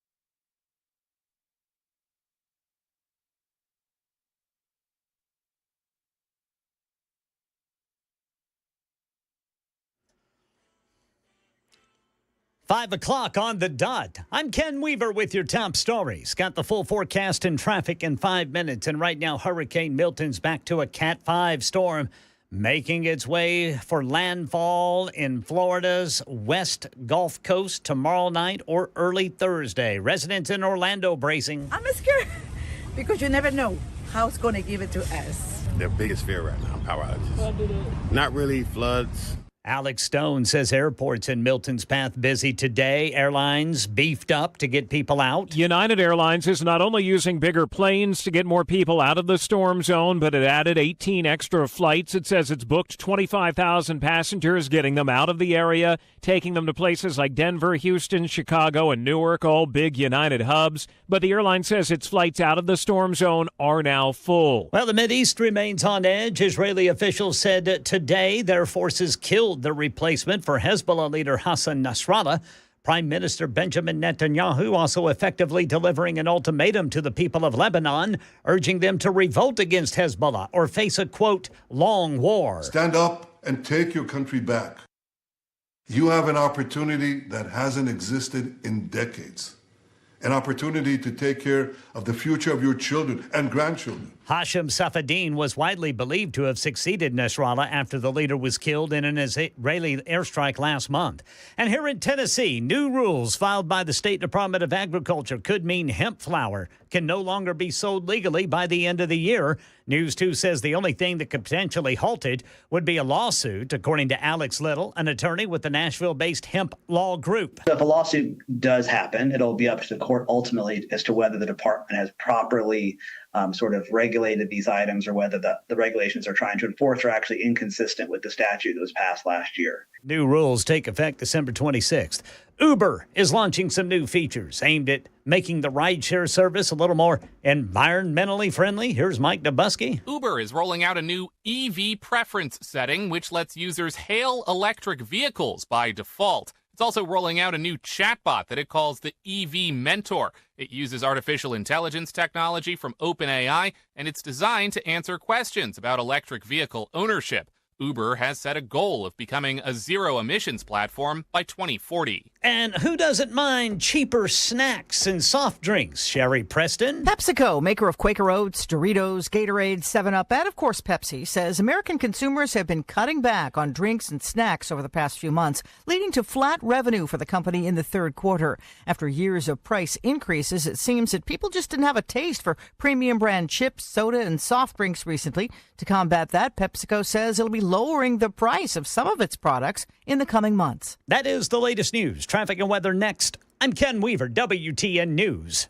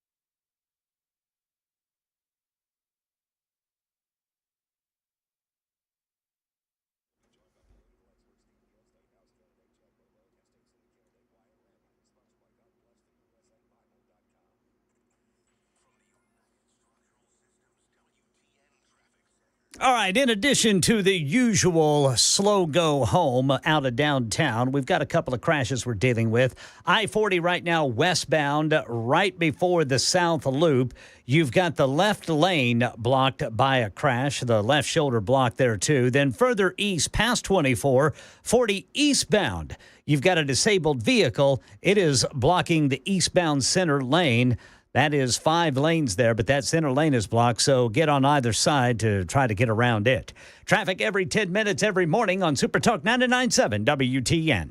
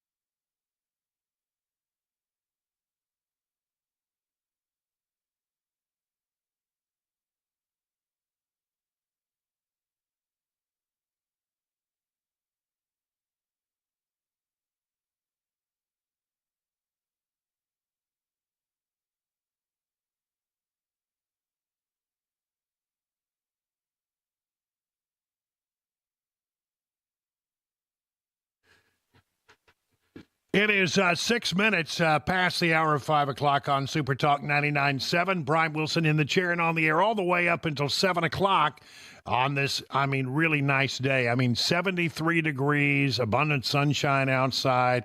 Beautiful day to be outside. Beautiful day to enjoy this. It's just gorgeous fall day. And I just listened really carefully to the weather. I'm going to have to pull out the sweatshirts and the sweaters. It may be sweater weather, 40 degrees tonight. Wow, in the 40s. How about that? So, we're entering clearly the fall season now. We're also in the midst of hurricane season. And I got to tell you, it is very concerning what we're seeing with Hurricane Milton. Now, we are not that far past the Hurricane Helene, and the Panhandle, the Big Bend area of the Panhandle of Florida, they're still cleaning up along the beaches. And of course, all the story about the flooding that took place as this Hurricane Helene cut a swath through the southeast part of the country and caused real problems in eastern Tennessee, North Carolina, serious problems. And now, before we even sort of catch our breath, here comes another hurricane that's going to cut across the central part of the peninsula. You just sort of draw a line right now from Tampa, St. Pete to Orlando. And that's where it's expected to cross the state of Florida and go out into the Atlantic Ocean. It will cross, it will hit land probably as a Cat 4, although I'm not entirely sure that it won't be a Cat 5. But it will cut across at a Cat 4. It will be downgraded, of course, when it goes across land. It will lose its warmth of the warm water, and it will then emerge out into the Atlantic, where it's apparently headed in a direction where it won't be a big problem for the United States. But still, a very, very significant hurricane. And Tampa, St. Pete hasn't had a hurricane like this in a long time. A direct hit. Usually it's a glancing blow as the hurricane sort of, skates up the left side of Florida. That's not what we have here. We have a direct hit, which means that if you're to the right side of the storm, and it's not clear exactly where the storm's going to come in, but if you're on the right side of the storm, that's the bad side of the storm, and the flood surges, the surges of water, is expected to be somewhere around 10 to 15 feet. So, it's higher than normal. Florida's a pretty flat state. There's not that much about Florida that's very, very high. It's all pretty flat. And so you kind of a combination of a surge of water right up against the land of 15 feet at the time that you're still receiving somewhere between 8 and 12 inches of rain. See, the thing about Florida is it doesn't drain very well at high tide. And here you got a 15-foot high tide, 15 feet above regular high tide. So where does the water go? It has no place to go. So they're expecting that this is going to be, again, it's not necessarily the wind that gets you in a hurricane, it's the water. Mandatory evacuations in that part of the state. Here is the mayor of Tampa just being very blunt about the danger that people will face if they choose not to evacuate.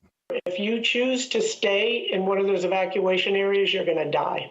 Wow. I mean, that is an incredibly blunt message. And I know you have a lot of experience dealing with these storms. You don't say something like that lightly, Mayor. I've never said that. And 10 to 12 foot surge. I mean, if this takes a jog to the south, that's going to save us from the storm surge. But it stays on the track that it's projected to be on right now. Or if it goes a bit north, would be even worse. Yeah, that would be bad. That'd really be bad for Tampa St. Pete. By the way, I want to open up the phone lines. Last time we talked about the hurricane, we got very lucky in that we had somebody passing through the area. From that area, they're evacuating. They were headed up to St. Louis because they had family up there. So 615-737-9986. Just want to make this number available to you. We'd love to talk to you. If you're from that area passing through Tennessee, or you've decided to come to Tennessee while that storm is hitting your home, we'd love to talk to you. 615-737-9986. Earlier today, Governor Ron DeSantis gave a briefing. I think the most recent models have it somewhere in Manatee County, just south of Tampa Bay. But I would just tell people, one, there's going to be impacts far beyond wherever the eye of the storm is. Two, you could make landfall anywhere from Citrus County down into southwest Florida. We'll know more over the next 12 to 18 hours. But just cones, all this stuff you see, the impacts will be broader than that, particularly with respect to storm surge on the west coast of Florida.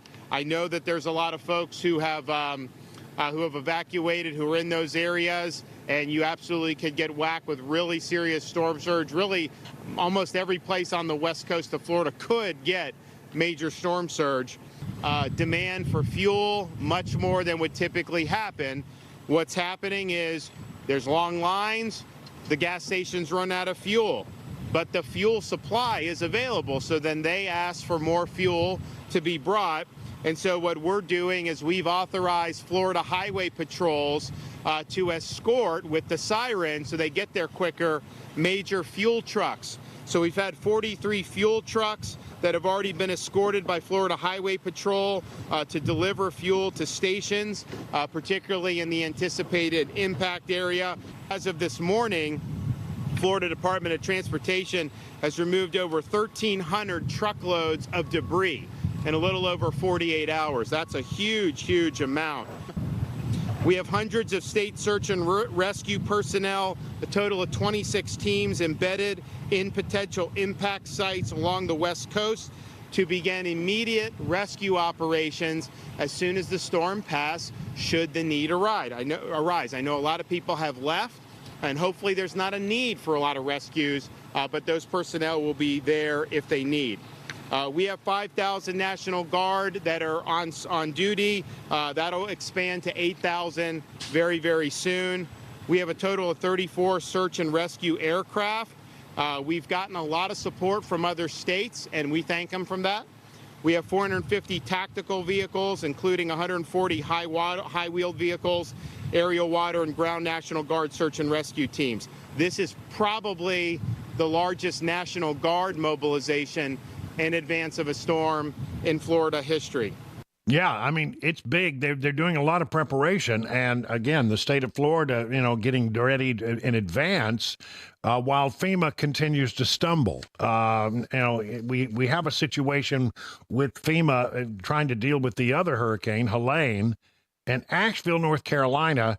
Residents say it's death, destruction, and danger. It is really bad. Asheville residents have no running water. They have no electricity.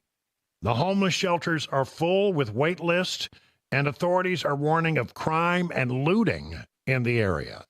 So a real problem. I mean, can you imagine, being without water I mean, what an inconvenience. You know, have you ever had your water go off and they're doing some work on maybe the water systems around your house, and so the water goes off for a short period of time? What an inconvenience it is, right? Can you imagine, going more than a week without any water and being told, hey, running water may not return for 2 months? And no electricity, it's hit or miss. Some people are getting their electricity back, but a great number of people are going to be without electricity for quite a while. It's a very, very bad situation. And again, we keep hearing these stories of FEMA not really getting the job done, and just it's being left up to people who are volunteers are the biggest aid in this particular thing. So, on one hand, you still got this problem with Helene. On the other hand, preparations for a hurricane that's going to strike the central part of Florida and just cross right across the peninsula from Tampa, St. Pete, all the way over to Orlando, and maybe do as much as $175 billion in damage. That's the estimate. Absolutely a disaster. Paul is on the line. Paul used to live in the St. Pete area. Paul, have you seen anything like this before in all the years you lived in St. Pete? Not really, Brian. We always was spared. Now, the closest we ever came was Charlie. It was destined to come towards the St. Pete area, and then it veered off, of course, and hit over at Punta Gorda. But I was telling the gentleman there is that if this storm even comes close to going into that mouth of that bay, yeah. I mean, look out Tampa, because it's a low-lying area if you've never been there. I mean, it sits right on the water. With the heavy rain, they flood over there. And Tampa and St. Pete's the same way. So if it gets loose in that bay area, it comes through between Bradenton and Point of St. Pete. I feel sorry. I'm praying for them all. I remember years ago when I was a reporter in Mobile. And Mobile's right on the it's sea level, basically. It's very flat in Mobile, like it is in Florida. And I recall, that on days when it was high tide and we had an afternoon shower, we would have flooding in the city. And then that's sort of what's happening here, except your high tide is going to be about 12 to 15 feet higher than normal, and the rain coming down at a tremendous rate. 8 to 12 inches of rain are possible. The water just has no place to go, and I don't think people really appreciate just how flat the terrain is in Florida, and when you have the water with no place to go, it just pools up, and people really can get in trouble in a hurry. The area's never seen 8 to 10, nothing even close that way as far as surge. And it'll be, like you said, if it's a high tide happens to come along, I mean, you might as well just double it, because that's already got momentum coming into the shore, and all you're doing is just pushing it behind it. I'm almost feeling like Katrina. I remember, working at Fox News on a Saturday afternoon, and I was anchoring the show, and Katrina was coming in to North Carolina, and I got a hydrologist on the line who said, this storm is going to cause a tremendous amount of damage, and they lost 1,300 people in Katrina. Mm-hmm. And I remember this guy saying, people don't understand exactly how dangerous this storm was. It turned out to be, quite accurate. Paul, thank you so much. I got Mark on the line from Gallatin. Mark, you say you got family in the region. Have you been in touch with them? Yeah. Can you hear me good, Brian? Yeah, go ahead. Okay, yeah, I do. I'm from Tampa originally and moved to Tennessee 30 years ago, and I've got my nephew's a detective for Tampa Police, and he's on call at the stadium mustering there, and I was going to try to get down because I got a friend that's really sick of cancer, and I was trying to get down anyway, and then the storm hit. They canceled all my flights. I was going to fly in Monday, but they were looking at canceling that one too, and then my family's like, why are you going to fly into a hurricane? I'm like, well, I feel like I need to be there. I felt like I need to be there to help if my friend's wife is by herself, and so I'm really worried. This is my whole life. I've never seen anything like this. They always skirt Tampa. Helene was one of the biggest damages we've seen in years with all the water, the storm surge, and then now this thing is going to be the wind damage on top of the storm surge, and all those buildings are compromised already from 2 weeks ago, and they were going to recover from that one, most people, because they could clean out and rebuild, but if this hits it, going to devastate that area, and it's such a beautiful part of the world. Yeah. It's really sad. You're right about one thing, and that's the history of storms hitting Tampa. They usually come up straight up from the south to the north, and they do sort of a glancing blow. And by the time, I've never, I've never seen one come in from this angle. And in fact, they say they don't have many records of storms coming in this way, and certainly not since there's been all this development in the Tampa St. Pete area. So I don't know. I have this feeling like I had just before Katrina that we're about to see something that could be really, really bad for that particular area. Listen, Mark, thank you so much for the call. Greatly appreciated. Good luck with your friends. I hope he's going to be okay. 21 minutes now past the hour of 5 o'clock on Super Talk 99.7.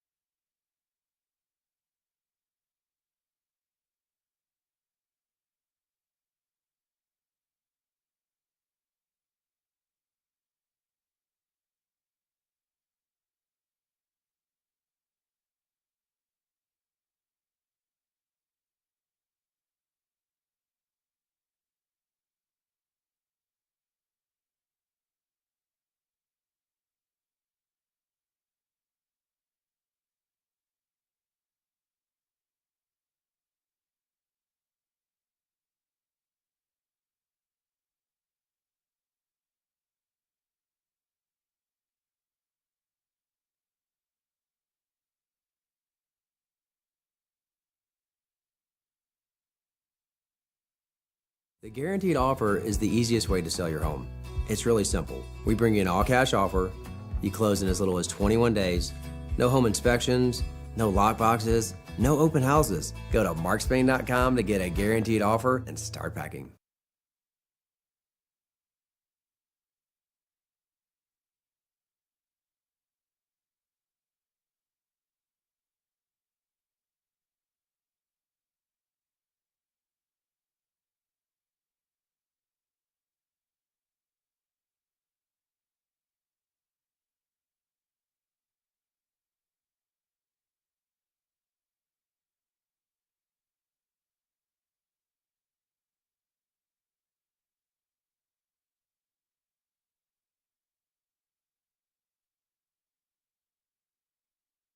Did you know you're overpaying for your health and wellness products?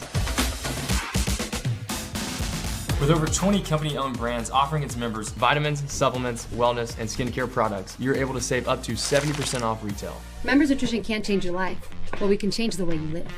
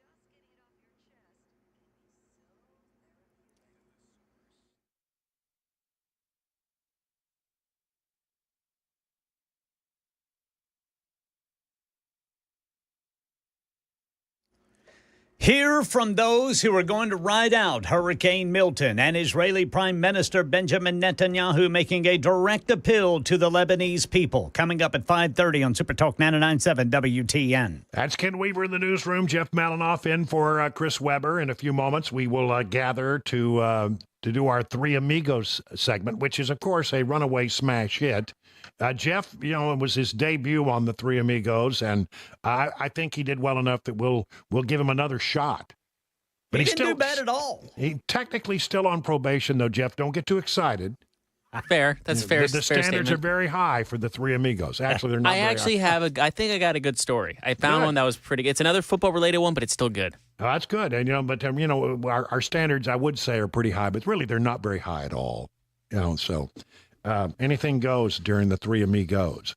I want to talk about this story that I found. Wallet Hub, and they do these surveys from time to time, and they have tried to figure out, who's in the safest cities in America, and who's in the least safe cities in America. Well, let's start with the good news. I mean, none of it's around here, but if you wanted to be in the safest cities, the safest city in all of America is South Burlington, Vermont. Of course, Casper, Wyoming is number 2. Warwick, Rhode Island is number 3. And I've already had South Burlington, but Burlington, Vermont is number 4. And Boise, Idaho is number 5. Those are the safest cities in America. But of course, we want to know, where is it not safe to live? And so they rank cities from 1 to 182. 182 being the worst, number 1 being the safest, 182 being the least safe. Just for reference, Nashville is at 147. So, not very high. No, I'm surprised by that. So, again, they do a bunch of different surveys, and they look at a bunch of different factors, but they have us at 147. So let's just do the last 5. Cities that are the most dangerous places to live in America. Number 5, and if you've been there, you're probably not shocked, stunned, and amazed. It's New Orleans, Louisiana.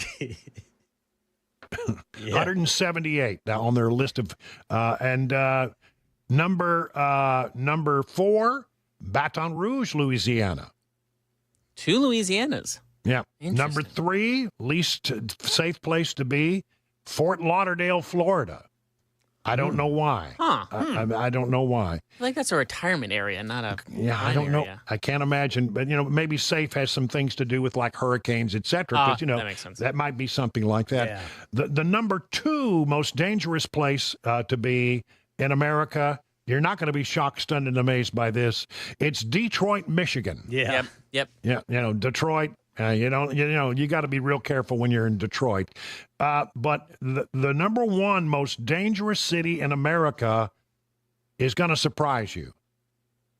You ready? Well, if you had a guess, what would you say? Memphis. I was going to say Memphis. I was going to say Memphis Tennessee. also. Ding, ding. Hold on, I'm going to give you a big. That's correct. Really? You're correct. I even told Memphis, Ken off Tennessee. the air that I thought it was Memphis. Yep, that's right. So there you have it. I mean, I'm shocked that it's like Memphis. Also surprised at where Nashville fell into this thing. Now, they say they look at many forms like public health crises, natural disasters, mass shootings, traffic accidents, all kinds of things that can cause physical harm. And then they look about your financial health as well, because that's a part of your well-being. They look at a whole bunch of different things, but number 1, South Burlington, Vermont. Number 1 safest city, the least safest city in America. I mean, Memphis, Tennessee, more dangerous than Detroit. I'm sorry Chicago isn't on that list. Yeah, well, Chicago does pretty well. It's more dangerous than Baltimore. Yeah. More dangerous than Philly. More dangerous, and believe me, this is a dangerous place. I used to live there, Washington, D.C. Right, right. Memphis, Tennessee, man, I'm telling you. We keep hearing these stories about how bad it is over there. Maybe we should be happy with 147. No. 30 minutes now past the hour of 5 o'clock. Time for the news.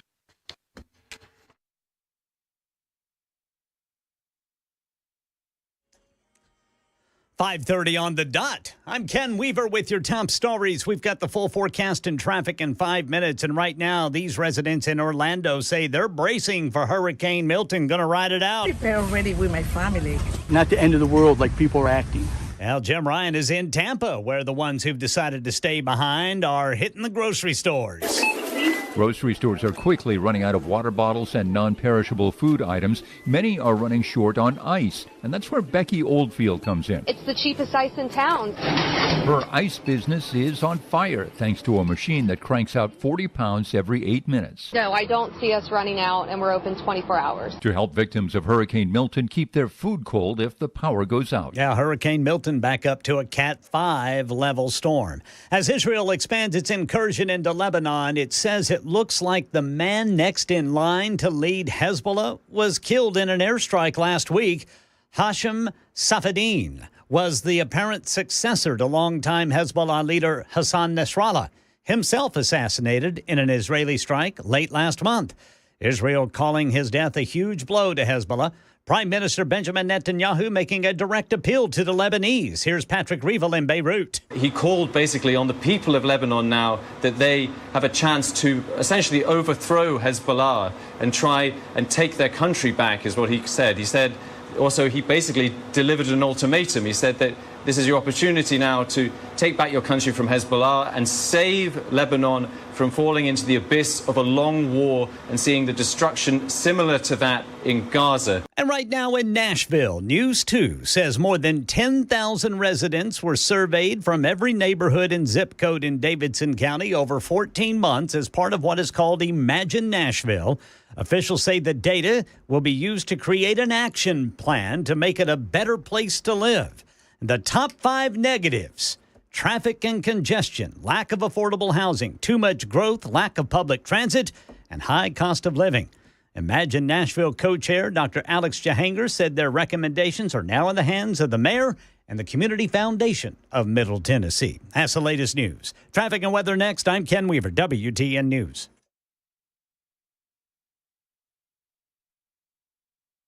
All right, that slow go home is definitely in effect around the loop downtown, but now we've got crashes to deal with. Let's run down the list. We've got 40 westbound at Hermitage, 440 eastbound at Nolensville Pike, 440 westbound at Murphy Road, 24 eastbound there at 440, and then 40 westbound right before 2nd Avenue. Traffic every 10 minutes every morning on Super Talk 99.7 WTN.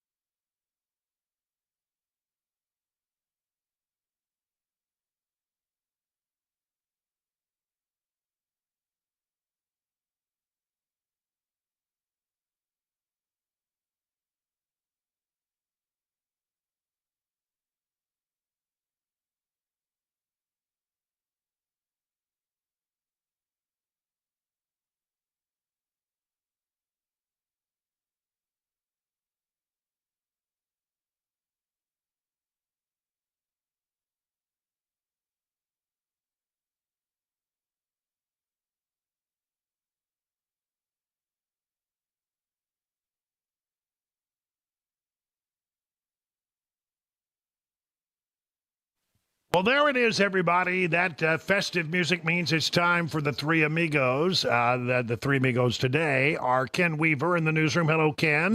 Good afternoon, boys. Yeah. We got Jeff Malinoff in for Chris Weber. Hello, Jeff. Hello, sir. And I am Brian Wilson, your friend and radio buddy, and together we make up the Three Amigos, and anything can happen. The idea generally is to start out with some weird stories. But then, we easily get off the beam. Sometimes, we get dragged into sidebar conversations and we get lost and you never know what's going to happen. This is true. This is true. So I've got a couple. You want me to go first today? You have at it, Brother Brian. Go for it. All right. See, that way, if you go first, and see, I'm pulling one right off of the printer now. Because that's the official sound of the staple going in. Got some sound effects mixed in here. Well, no, that's an actual stapler. Oh, that's the real deal. Yeah, that's right. So imagine you're on a lengthy flight. When you're flying out of the continent of Australia, then you're going to be over the water for a long time. Then right? it's not coffee breath, it's Foster's. Yeah, that's probably right. You're probably right. But I mean, so you're settling in for a long flight. And of course, what you want to do on a long flight is you want to watch the movie. They put up a movie, right? Right. Listen to this. From Qantas Airlines. An airline has apologized after a mature-rated film was played to all passengers on a flight, including families with young children. Apparently, the movie was called Daddy-O. Oh, no. It's very sexually explicit. Sounds like it. It's a 9.5-hour flight. And so, it comes up automatically on this Qantas flight from Sydney to Tokyo.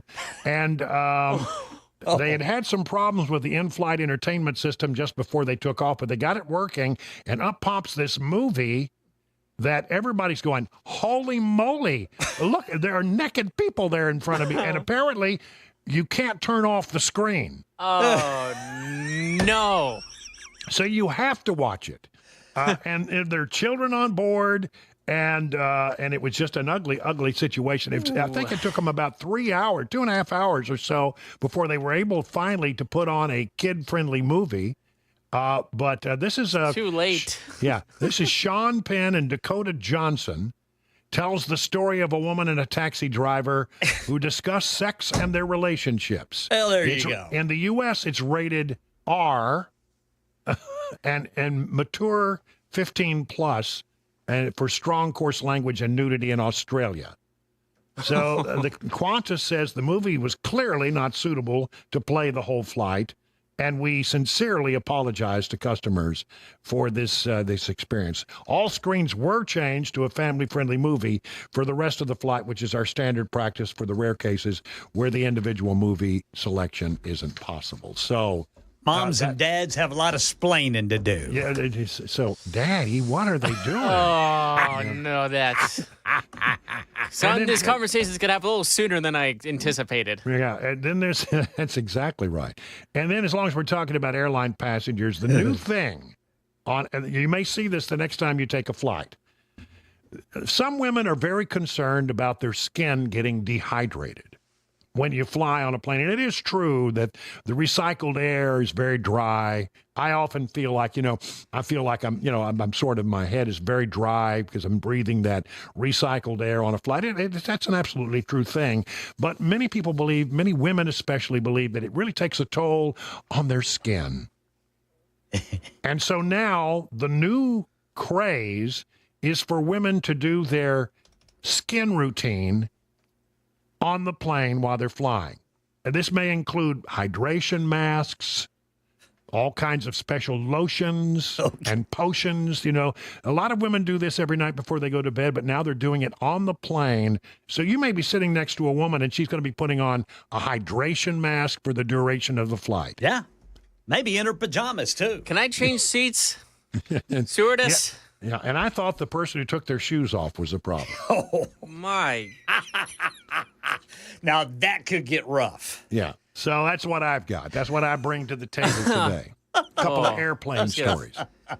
Oh, boy. I've got one about a woman who struck out at a casino only to win the lottery. Okay, let's hear the story. This is from the UPI.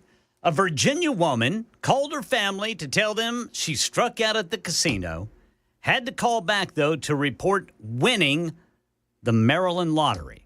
This woman from Alexandria, the story does not name her.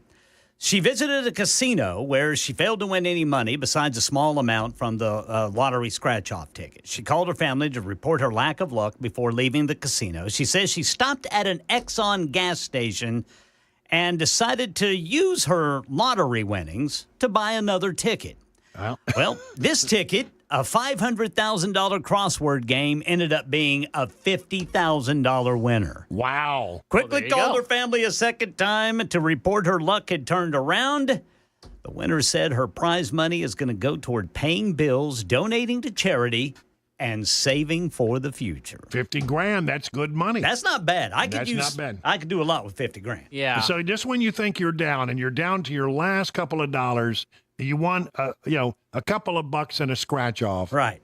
You decide, I'm going to take that last little bit of money, I'm going to lay it all down, and you hit the $50,000. Wow, that's a great. See, it's stories like this that they give me the itch. So this Friday I will stop on my way home and I will grab a ticket and I won't win anything. You know, I don't do that. I mean, I guess I think for fun a couple of times when, the lotto has been like $6 billion. Yeah, when it gets high like that. So, somebody will say, we're going to go out and buy a bunch of tickets. Do you want to throw in a couple of dollars? I'll throw in a couple of dollars. Who knows, just for the fun of it, just because, it's sort of fun to watch. Right. But I've never won anything. I never play it.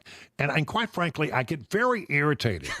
When I go to convenience stores, what are convenience stores supposed to be? Speedy.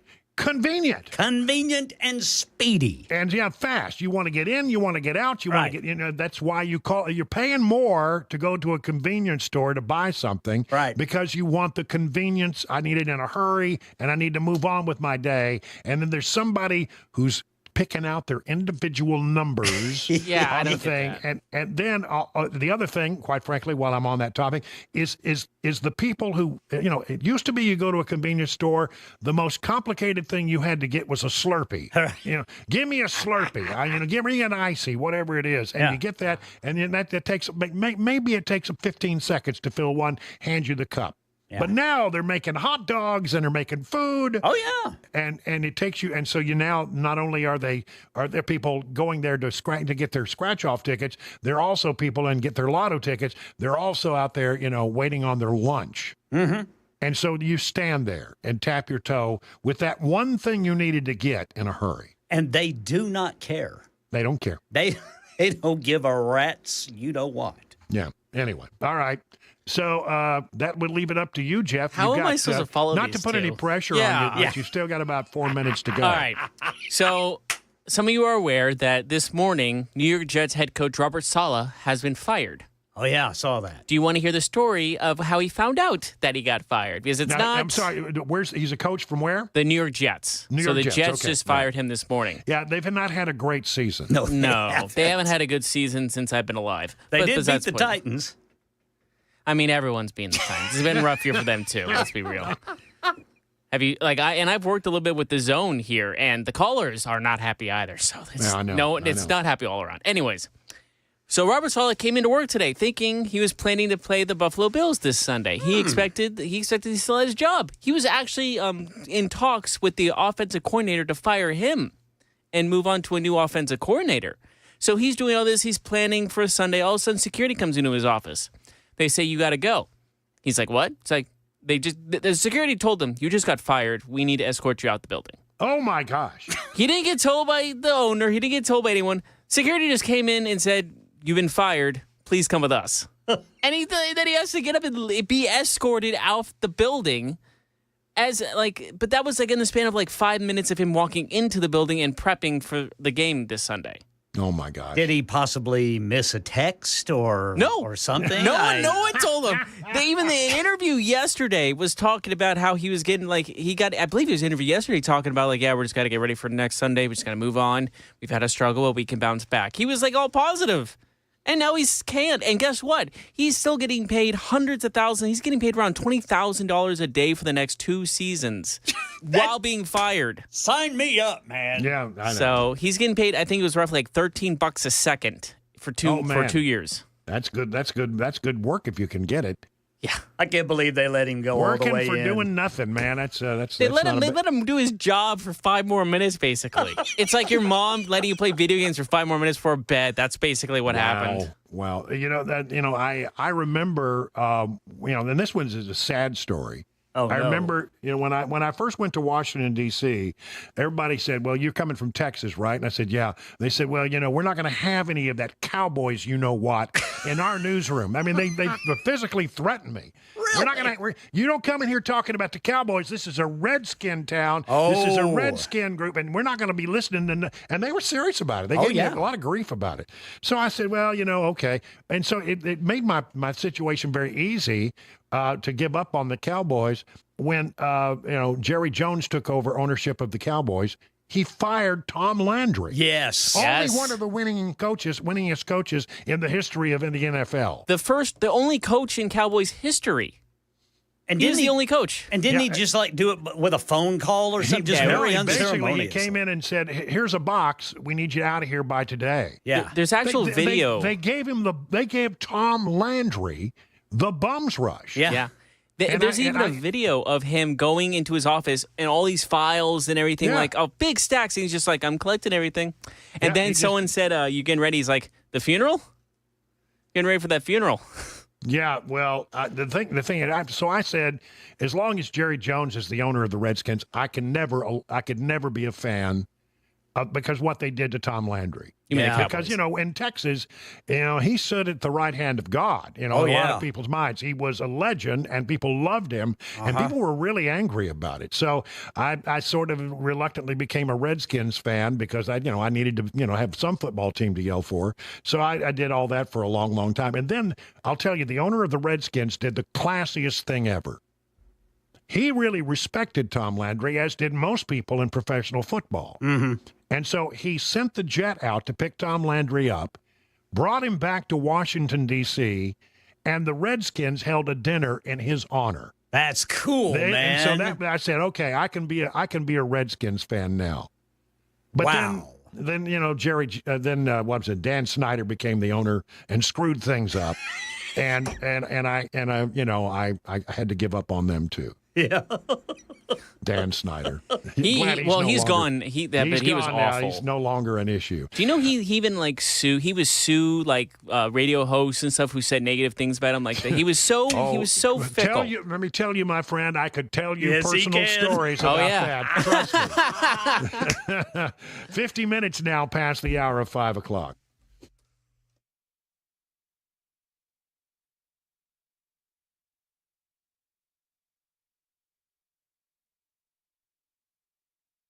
Over at Busy Bee, it's spooky season.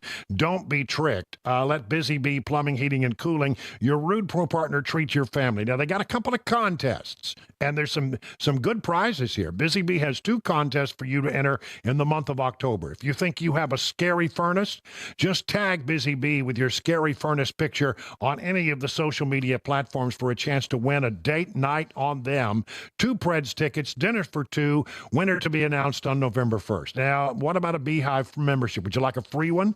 All you have to do is carve a pumpkin that has the likeness of Buzz the Bee, their mascot, and tag Busy Bee on any social media platform.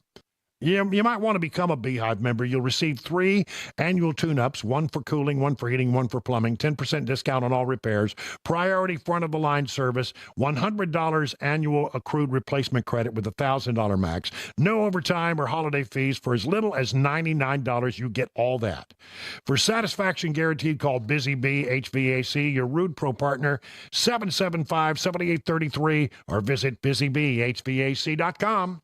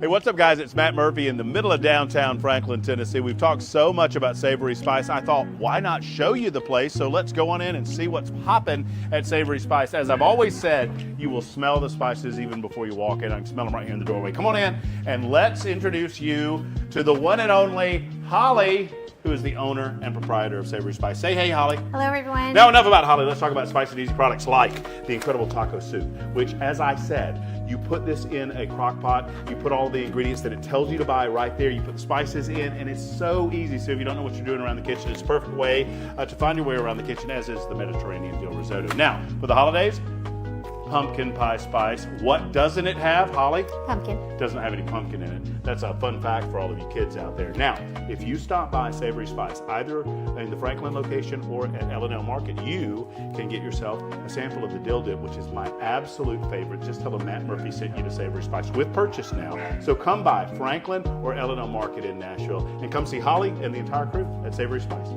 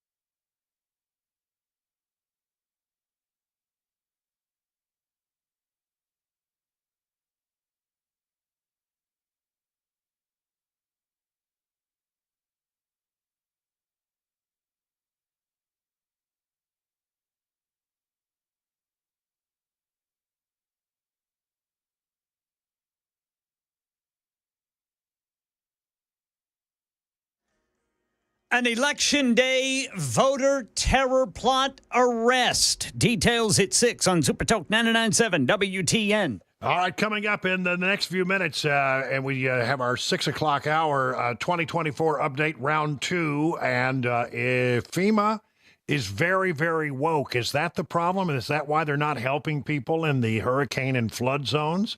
We'll talk about that coming up right after the news with Ken Weaver. 5:59 now.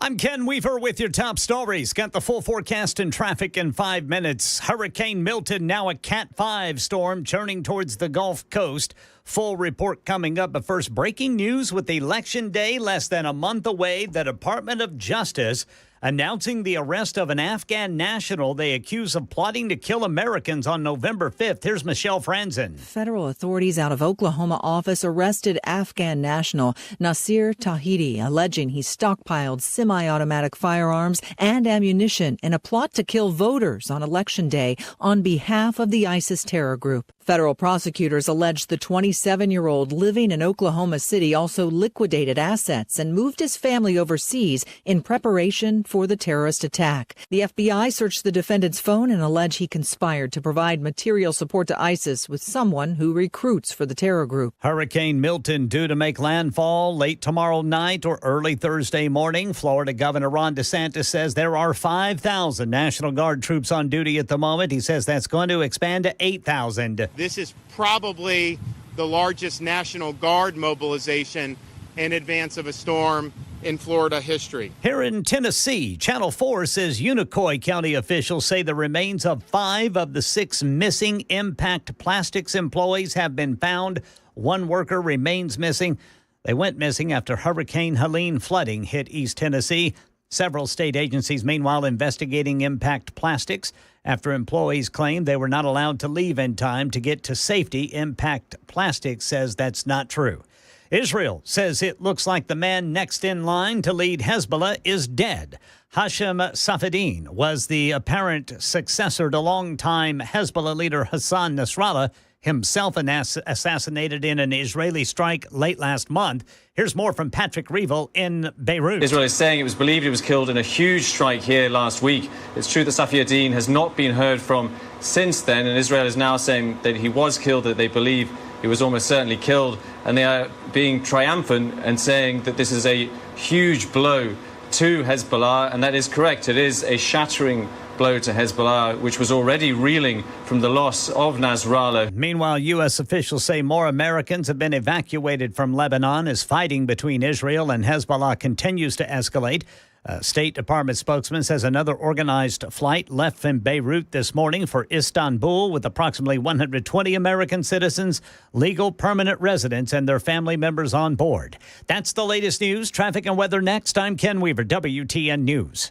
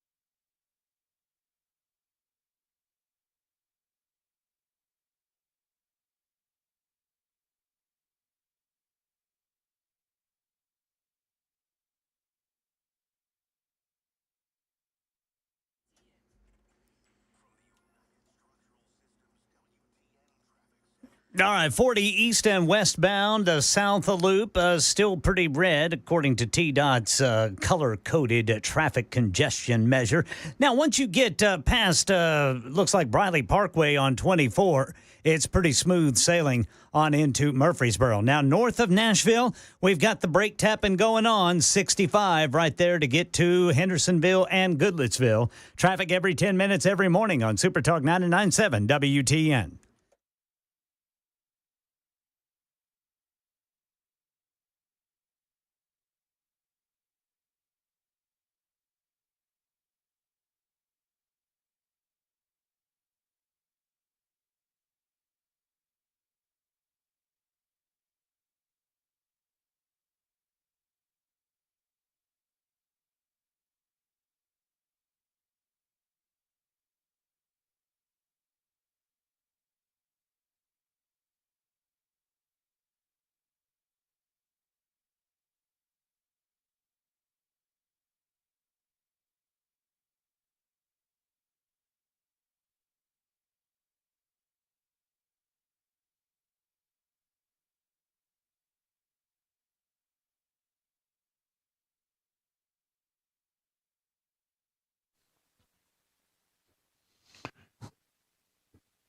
It is 8 minutes past the hour of 6 o'clock on Super Talk 99.7. Good evening, everybody. Still a very pleasant 78 degrees as the sun heads down over the horizon. Very pleasant, but it's going to be chilly tonight. Did you hear that? In the upper 40s tonight. I don't know if I'm ready for that. I haven't moved over the winter clothes yet, so I'm gonna go do all that. Listen, I was going to go a different direction here, but I just need to stop for a moment and talk about this story that Ken Weaver broke in the news the last hour about FBI breaking up an ISIS-inspired Election Day terror plot here on the mainland, here in America. This guy was living in Oklahoma, for goodness sakes. Fox News has a long readout on it. Let me just pull some of this stuff. We've had the FBI director saying for some time now that they really feared that there might be an attack against the homeland by an ISIS-K was definitely one of them. They said, look at what happened in Moscow. And the attack on that the musical hall, a big symphony hall, where just some ISIS-K people with a couple of guns went into a large area where there are a lot of people and just started laying waste to the place. And they said, this is our greatest concern. He may have been talking about something like this. An Afghan citizen living in Oklahoma has been charged with plotting a terror attack on Election Day on behalf of the Islamic State, in which he and an underage co-conspirator expected to die as martyrs, the Justice Department said on Tuesday. Nasir Ahmad Tawhidi, who's 27 years old, obtained firearms and ammunition to conduct a violent attack on U.S. soil, as well as take a number of steps to prepare for the plot. He entered the United States in 21. Listen to this. He entered the United States on September 9th, of 2021, weeks after U.S. troops pulled out of Afghanistan on a special immigrant visa. As we said at the time, I'm not sure that these people are coming in from Afghanistan. I don't think we're doing a good job of vetting these people. And this is exactly what we're talking about. Comes in on a special immigrant visa. Is currently on parole status pending adjudication of his immigration proceedings. They were going to try to kick him out of the country. Arrested yesterday, charged with conspiring and attempting to provide material support to ISIS and receiving a firearm to be used to commit a felony or a federal crime of terrorism. He appeared in an Oklahoma federal court on Tuesday. As charged, the Justice Department foiled the defendant's plot to acquire semi-automatic weapons and commit a violent act in the name of ISIS on U.S. soil on Election Day, said Attorney General Merrick Garland. Ahead of the planned attack, Tawhidi apparently liquidated his family assets, resettled members of his families overseas, acquired AK-47 assault rifles and ammunitions. Seized communications. Tawhidi apparently indicated that his attack was planned for Election Day And in a post-arrest interview, he allegedly confirmed the attack was planned on Election Day, targeting large gatherings of people, during which he and the juvenile that was working with him were expected to die as martyrs. This defendant, motivated by ISIS, allegedly conspired to commit a violent attack on Election Day in our homeland, said FBI Director Christopher Wray. I'm proud of the men and women of the FBI who uncovered and stopped the plot before anyone was harmed. Sounds like good work by the FBI. And again, when you go back and listen to the testimony of Christopher Wray of the FBI in recent appearances before Congress, he has said time and time again, all of the terrorism, so many of these things are coming at the same time. He's worried about the Mideast. He's worried about ISIS. He's worried about all these different kinds of terror potential attacks on the mainland. And he said, look, all the lights are blinking, not yellow, but red. That's what he said. While liquidating his family assets, Tawhidi and the underage co-conspirator advertised the sale of family's personal property on Facebook. A confidential informant working for the FBI inquired if a computer was for sale, claiming they needed it for a gun business. That led to Tawhidi and the juvenile to meet with the informant and others working with the FBI at a rural location to test firearms. Tawhidi expressed interest in purchasing 2 AK-47 assault rifles, magazines, and ammunitions from the informant. If convicted, which I hope he will be based on this, he faces up to 35 years in prison. I'm really concerned about what might happen in this country between now. I mean, we have things going on in the Mideast where, you've got the folks at Hezbollah, and Hamas and the Houthi rebels and Iran are very upset with the United States right now for their support of Israel. You have the ISIS-K threat, which is a very real threat. We've had open borders now for, 3.5 years where people are just coming in unchecked. And a lot of people, even if they're vetted, they're not vetted very well. And if, they're given the benefit of a doubt, even if they don't have great credentials, we don't really know who some of these people are that are actually meeting with law enforcement. And then you got, something like 2 million people who've come into this country as gotaways. In other words, we know they came into the country because we saw them on cameras or we picked them up on sensors, but we didn't have the manpower to go out and interdict with them, and so they just come right across the country. We don't know who they are.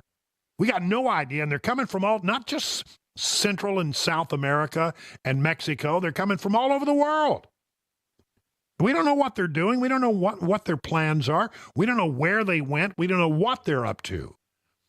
I mean, when you have 1.8 million people that you don't know anything about in the country, it's a concern. It's a serious concern.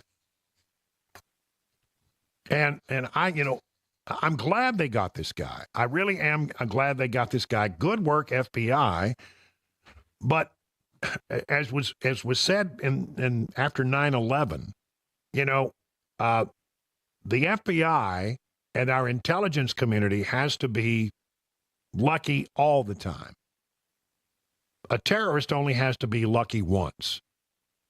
And I really fear. I mean, I hope that they've got a bead on this stuff, that they're tracking down the right people. But what about those people we don't even know anything about, have no idea who they are and what they're up to? And if you wanted to create mass chaos in America, if you wanted to do America harm, an attack against the homeland on Election Day is about the biggest harm you could cause.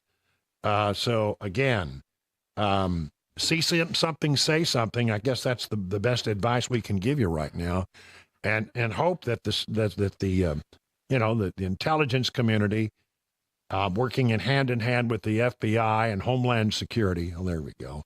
There's the weak sister in that bunch. Let's hope that they're doing what they can to keep an eye on the people who would do us harm. Sometimes you wonder if the Biden administration and Democrats, if the left hand and the right hand know what the other is doing. In recent days, there's been sort of a some hateful things said on actually both sides between Ron DeSantis, the governor of Florida, and Kamala Harris. Kamala Harris keeps trying to reach out to Governor Ron DeSantis and say, let's talk about what you need. But, the fact of the matter is Ron DeSantis is right when he says she has absolutely nothing to do with our hurricane planning or our hurricane cleanup. This is between me and the sitting president of the United States, Joe Biden, and the Homeland Security Department and FEMA. So, I don't really need to talk to her. And she slammed him for it, saying, well, I'm trying to help out, and he won't even pick up the phone. She said, NBC News reported Monday that DeSantis was denying phone calls from Harris's team. People are in desperate need of support right now and playing political games with this moment and this crisis situation. These are the height of political games, height of an emergency situation. It's utterly irresponsible and selfish, Harris told reporters on Monday. But apparently, Harris and President Joe Biden are not on the same not getting the same memos. Here's what we know. Joe Biden, I'm having a little problem. Are we okay? You hearing everything all right? Yeah, no problems. Okay, I'm hearing a little weird static in my headphone. I'm sorry. Joe Biden apparently not, shooting straight with the Kamala Harris campaign because he says, I've had nothing but great cooperation from the governor of Florida. So on one hand, you have Kamala Harris on the campaign trail trying to reach out to Governor DeSantis and seeing that there's a problem, that they won't talk to each other. And she says, this is utterly irresponsible. Then on the other hand, you got Joe Biden saying, he's been great. He's been wonderful, doing a great job. Way to go down there, Ron DeSantis. He says, I talked to him yesterday. You're doing a great job. It's all being done well, and we thank you for it. Left hand, right hand, not knowing exactly what the other is doing. So there you have that. I think it's very interesting. Again, the whole thing with Kamala Harris is that she wants to look presidential, but she's not the president. And DeSantis is correct. When he says, look, now I deal with the president of the United States. The vice president of the United States has nothing to do with what I need right now. I go directly as governor to the president. I tell him what I need. I work with FEMA. I work with the Homeland Security. And he says, and Biden says he's doing a great job. On the other hand, out on the campaign trail, Kamala Harris saying he's doing a horrible job and he should be talking to me. Again, you sometimes, you got to wonder if Biden sort of is trying to hurt the Harris campaign. I mean, there's been another thing that happened. She was out there about to give a big speech, and all the cable networks were ready to go to her live for a big speech. And it was at that exact moment that Joe Biden decided to walk out into the press room and take a few questions from the press. Of course, they immediately went away from Harris and went straight to the White House because we didn't know what the president was going to say. And so just sort of knocked her off of the news cycle. and people are saying, are they actually talking to each other? It seems that there's a little confusion between what's going on in the campaign and what's going on at the White House. They're all in the same party, but not apparently on the same wavelength. 20 minutes past the hour now of 6 o'clock.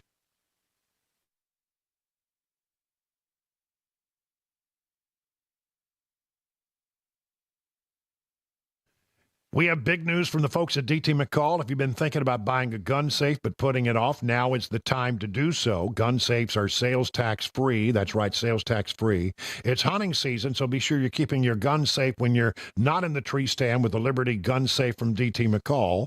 DT McCall is the largest Liberty safe dealer in Tennessee. Why is that the case? Well, free delivery and setup. Others charge $500 at least for delivery and setup of the bigger models, $300 for the smaller models. DT McCall & Sons delivers every safe free every time, period. No setup charge. That's a great thing. Security is important these days, and a Liberty gun safe from DT McCall's can be used for valuables, cash, jewelry, important documents, wills, deeds, car titles, whatever you need to keep safe from theft or fire. So save some big bucks now on your Liberty gun safe when you shop at your local DT McCall's. Just go to dtmccalls.com for locations and for information.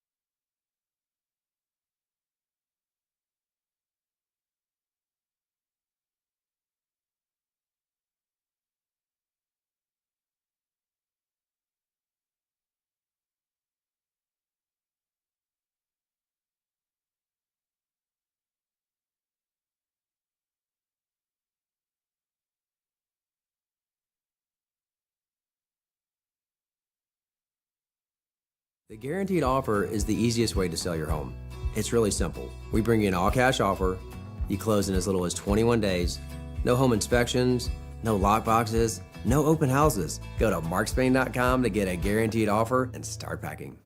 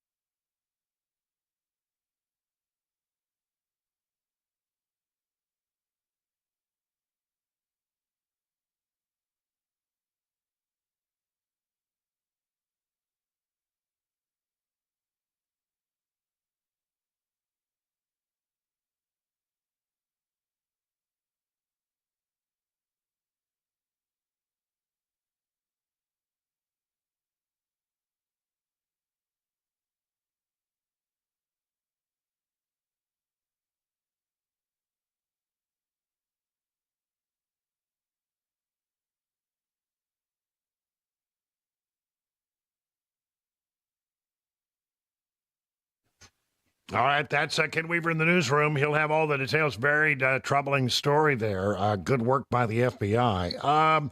Let's have a 2024 report. Let's do that because I like to keep you up to date on all the latest stuff, and we even have our own special music for it. Boy, that's good stuff, isn't it? I mean, it sounds presidential, doesn't it? Here we go. Report, Democrats are panicking about Kamala Harris. This from PJ Media. The final weeks before the election day are simultaneously invigorating and terrifying as things get tight. Nearly 24 Democrats told Politico that they're worried that Harris's overly cautious, risk-adverse strategy may hurt her campaign as it heads into the final 30 days. They believe her reluctance to hold more substantive interviews and her light campaigning schedule could prove to be a significant liability in the closing stretch of the race. Here's what Axelrod said. He's a former Obama advisor. When David Axelrod speaks, he's speaking, very much in the mind of what's on Obama's mind. There's a time at which you have to barnstorm these battlegrounds. Former advisor David Axelrod told the outlet, these races are decathlons. There are a lot of events, and you have to do them all because people want to test you. This is a thing that they have really talked about. According to the report, Kamala Harris has devoted just over half of the remaining days of her campaign to hold rallies. And in many days, she sticks around Washington. You've got to be out there all the time. So, look, if the rap on her has always been, she doesn't want to do the work. She's a little bit lazy. She's not, not somebody who puts in a lot of hard work on anything. And if that's the rap on her, and it's always been the rap on her, one wonders if it's having an impact on the campaign. She doesn't want to travel that much. She is increasing her interview appearances, but they often lack substance, softball questions rather than tough inquiries. This week, Harris is scheduled to appear on The View, which, I have a little clip from that. That happened today. Kamala Harris said, because the Biden administration has been such a raging success, you might think that she would, when she takes office, want to do things a little differently than Joe Biden did. Not so much. Would you have done something differently than President Biden during the past 4 years? There is not a thing that comes to mind in terms of, and I've been a part of most of the decisions that have had impact. She wouldn't change a thing. Nothing comes to mind. I can come up with about 15 things that I think, they could have done differently. She doesn't see any fault with what they've been doing. And what that says to me is, if she's elected, she'll continue to do exactly what she's been doing. Pretty nuts, I'll tell you.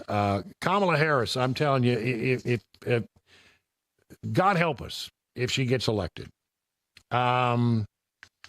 Democrats, we told you a little bit about this yesterday, how there was a big gap in the Harris campaign and compared to the Donald Trump campaign, in that it seemed that people with college degrees, by and large, were going for Harris, even white, black, Hispanic. If they had a college degree, the higher the education level, the more they were likely to be a supporter of Harris. And reverse is true also of Donald Trump.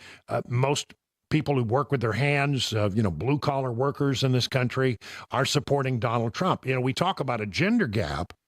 We talk about, racial gaps. But it may be an education gap in this particular election that you have to look at. 30 minutes now past the hour of 6 o'clock.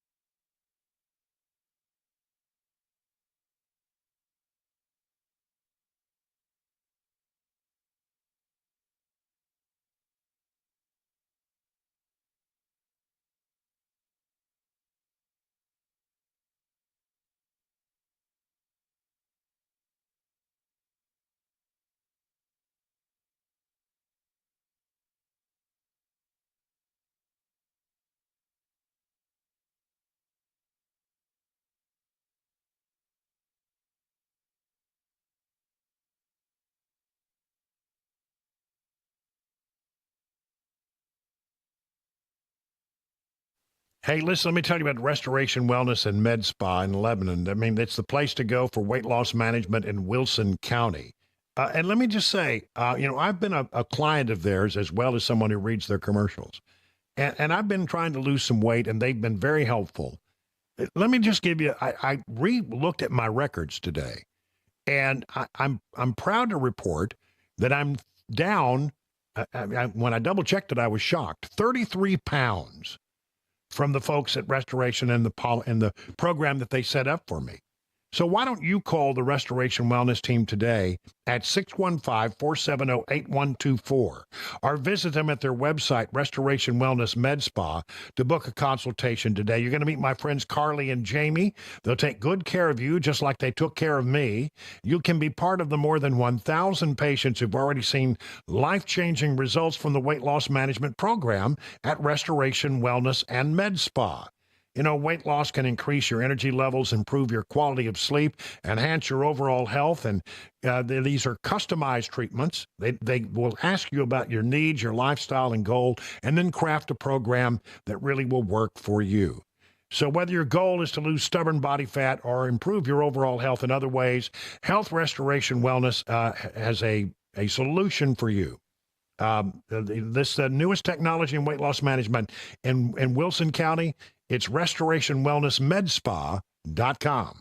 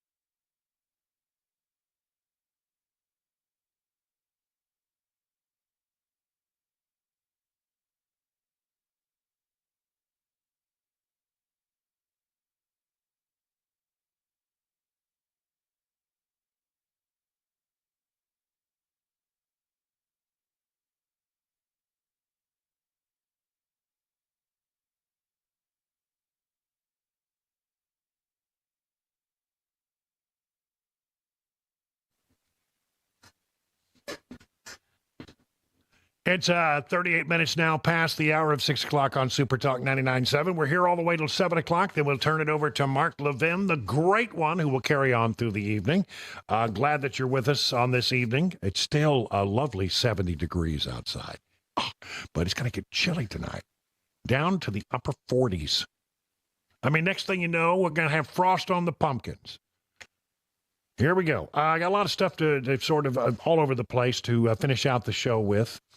The state of Tennessee has a law that says that if you're a juvenile, you're going to have to wait until you become an adult to make decisions about sex change or puberty blockers or any of that stuff.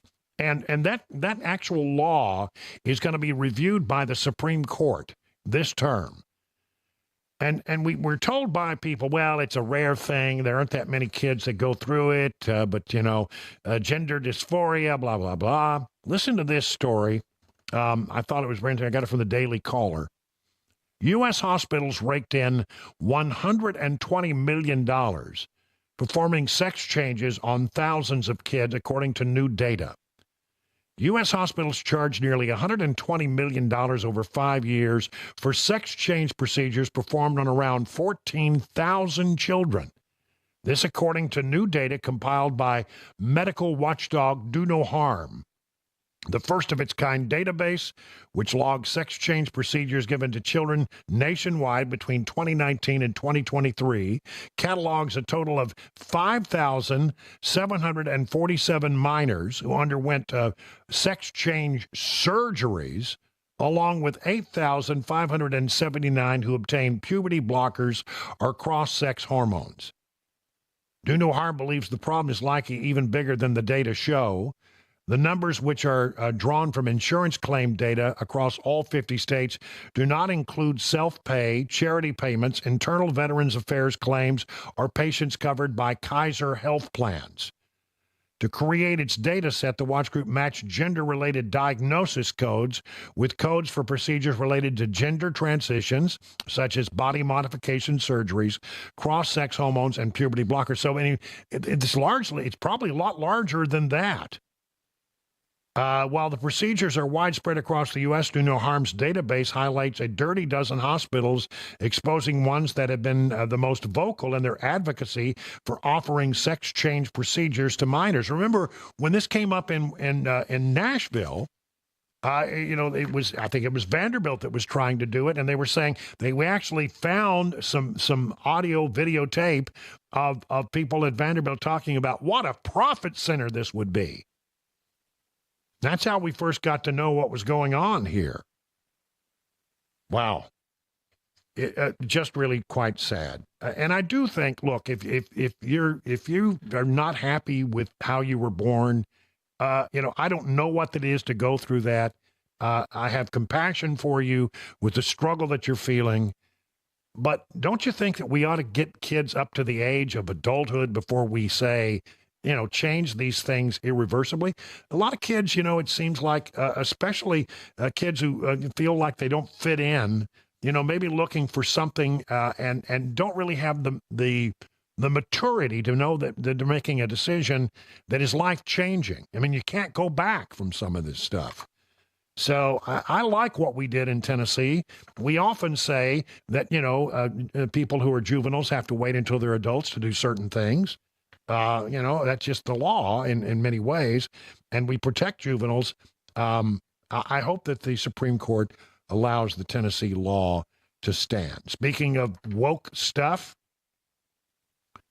I have said on this program that I'm beginning to believe, and I do believe I'm correct on this, that the problems we saw with the Secret Service had to do with the imposition of DEI policies. In other words, if you wanted to degrade an organization that used to be an elite security, operation, actually the envy of the world, the Secret Service was. The way you undo all of that great work that they do is to mandate that people who are not qualified be shoved up the ranks before they're ready, or maybe they'll never be ready, but you want to have more women. I mean, I think the Secret Service had a goal. We're going to have 30% more women. And so they wanted very desperately, for DEI reasons, they wanted to have more women. Now, I don't have a problem with women, being in the Secret Service, and certainly there are some great agents who happen to be women who are doing a great job. But when you force that into a system and you say we need people of this stripe or this stripe to climb the ladder, but they're not qualified, then you are degrading the capability of that organization. And I think we're going to find at the end of the day that that's what happened at the Secret Service. And we're wondering right now about FEMA and its inability to respond in a cohesive way to solve the problems of people from Hurricane Helene. What's the problem there? Could it be DEI as well? Well, I'm wondering, and then I saw this soundbite today. The Federal Emergency Management Agency is supposed to be the government's premier emergency relief organization, writes the Tennessee Star. But according to the FEMA website, the agency now places higher priority on instituting diversity, equity, and inclusivity guidelines than on easing the suffering of Americans displaced by a disaster. Among the goals listed in FEMA's strategic plan, to instill equity as a foundation for emergency management. Well, how about just taking care of people's problems regardless of who they are? To lead a whole community in climate resilience and to promote and sustain a ready FEMA and a prepared nation. But I have this soundbite that comes from a FEMA disaster preparedness meeting where they're talking about the importance of making sure that they focus their efforts on the gay community. Listen. Sparked a few things in my mind, thinking about preparedness and how you said, LGBTQIA people and people who have been disadvantaged already are struggling. They already have their own things to deal with. So you add a disaster on top of that. It's just compounding on itself. And I think that is maybe the why we're having these discussions, is because it isn't being talked about. It isn't being socialized. We're not paying attention to this community. Thank you so much. Maggie. Thank you. There are a couple of things that are intersecting in my mind here. One of them is the culture of emergency management as an organization, as an industry in the United States specifically, not abroad. This has, and my cat sometimes does this, she gets really loud suddenly, so you'll have to just... It's a Zoom call. She's interrupted by her cat. How perfect. Allow for the little meowing in the background. The shift that we're seeing right now is a shift in emergency management from utilitarian principles where everything is designed for the greatest good for the greatest amount of people to disaster equity. Excuse me. We want to move from taking care of the people who have the real need to disaster equity? Equity? I mean, why don't we just get in there and solve the problems of people who, regardless of whether they're rich, poor, whether they're black, red, white, it doesn't matter. Just get in there and solve the problem of people where the problems are. Not think about, well, are we distributing this in an equitable way? If that's your priority, then your priorities are screwed up. Your priority ought to be getting boots on the ground, getting the resources that people need. And what we're hearing from people in North Carolina and East Tennessee and the state of Georgia is that FEMA is failing. Is this the reason why? But we have to do more, right? And so this topic is intersecting, I think, with a number of other topics where we have to look at policies and understand to what extent they have disadvantaged communities that had less assets, communities that had pre-existing vulnerabilities in accessing disaster-related recovery supports. Well, maybe the problem is that FEMA has bad leadership.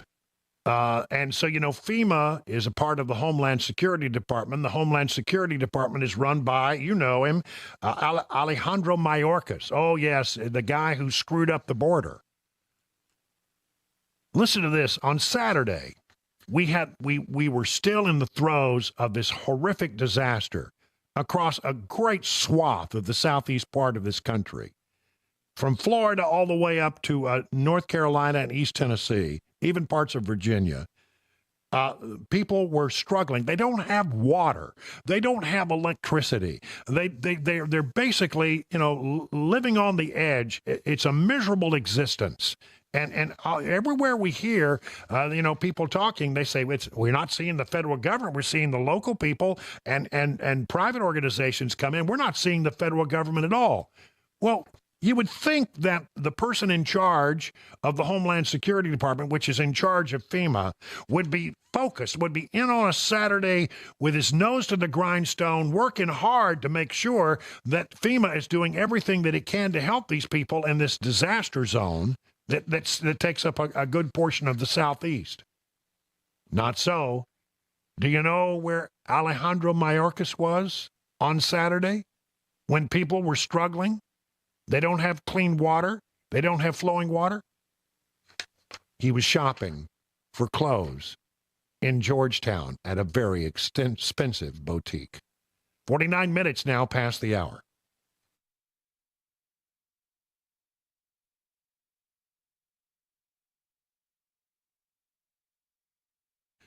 Grace Point Healthcare provides affordable, convenient, and comprehensive medicine. Basic Smart Care plans start at $69 a month, which includes free office visits and basic labs and diagnostic tests for an entire year. At Grace Point, you're usually seen the same day or the next day. There are no long wait times in the waiting room. Grace Point is your primary provider, treating the entire family from newborns to seniors. Listen, fall allergy season is here. Don't suffer through another seasonal change. Get complete testing and treatment and enjoy the beauty of fall this year.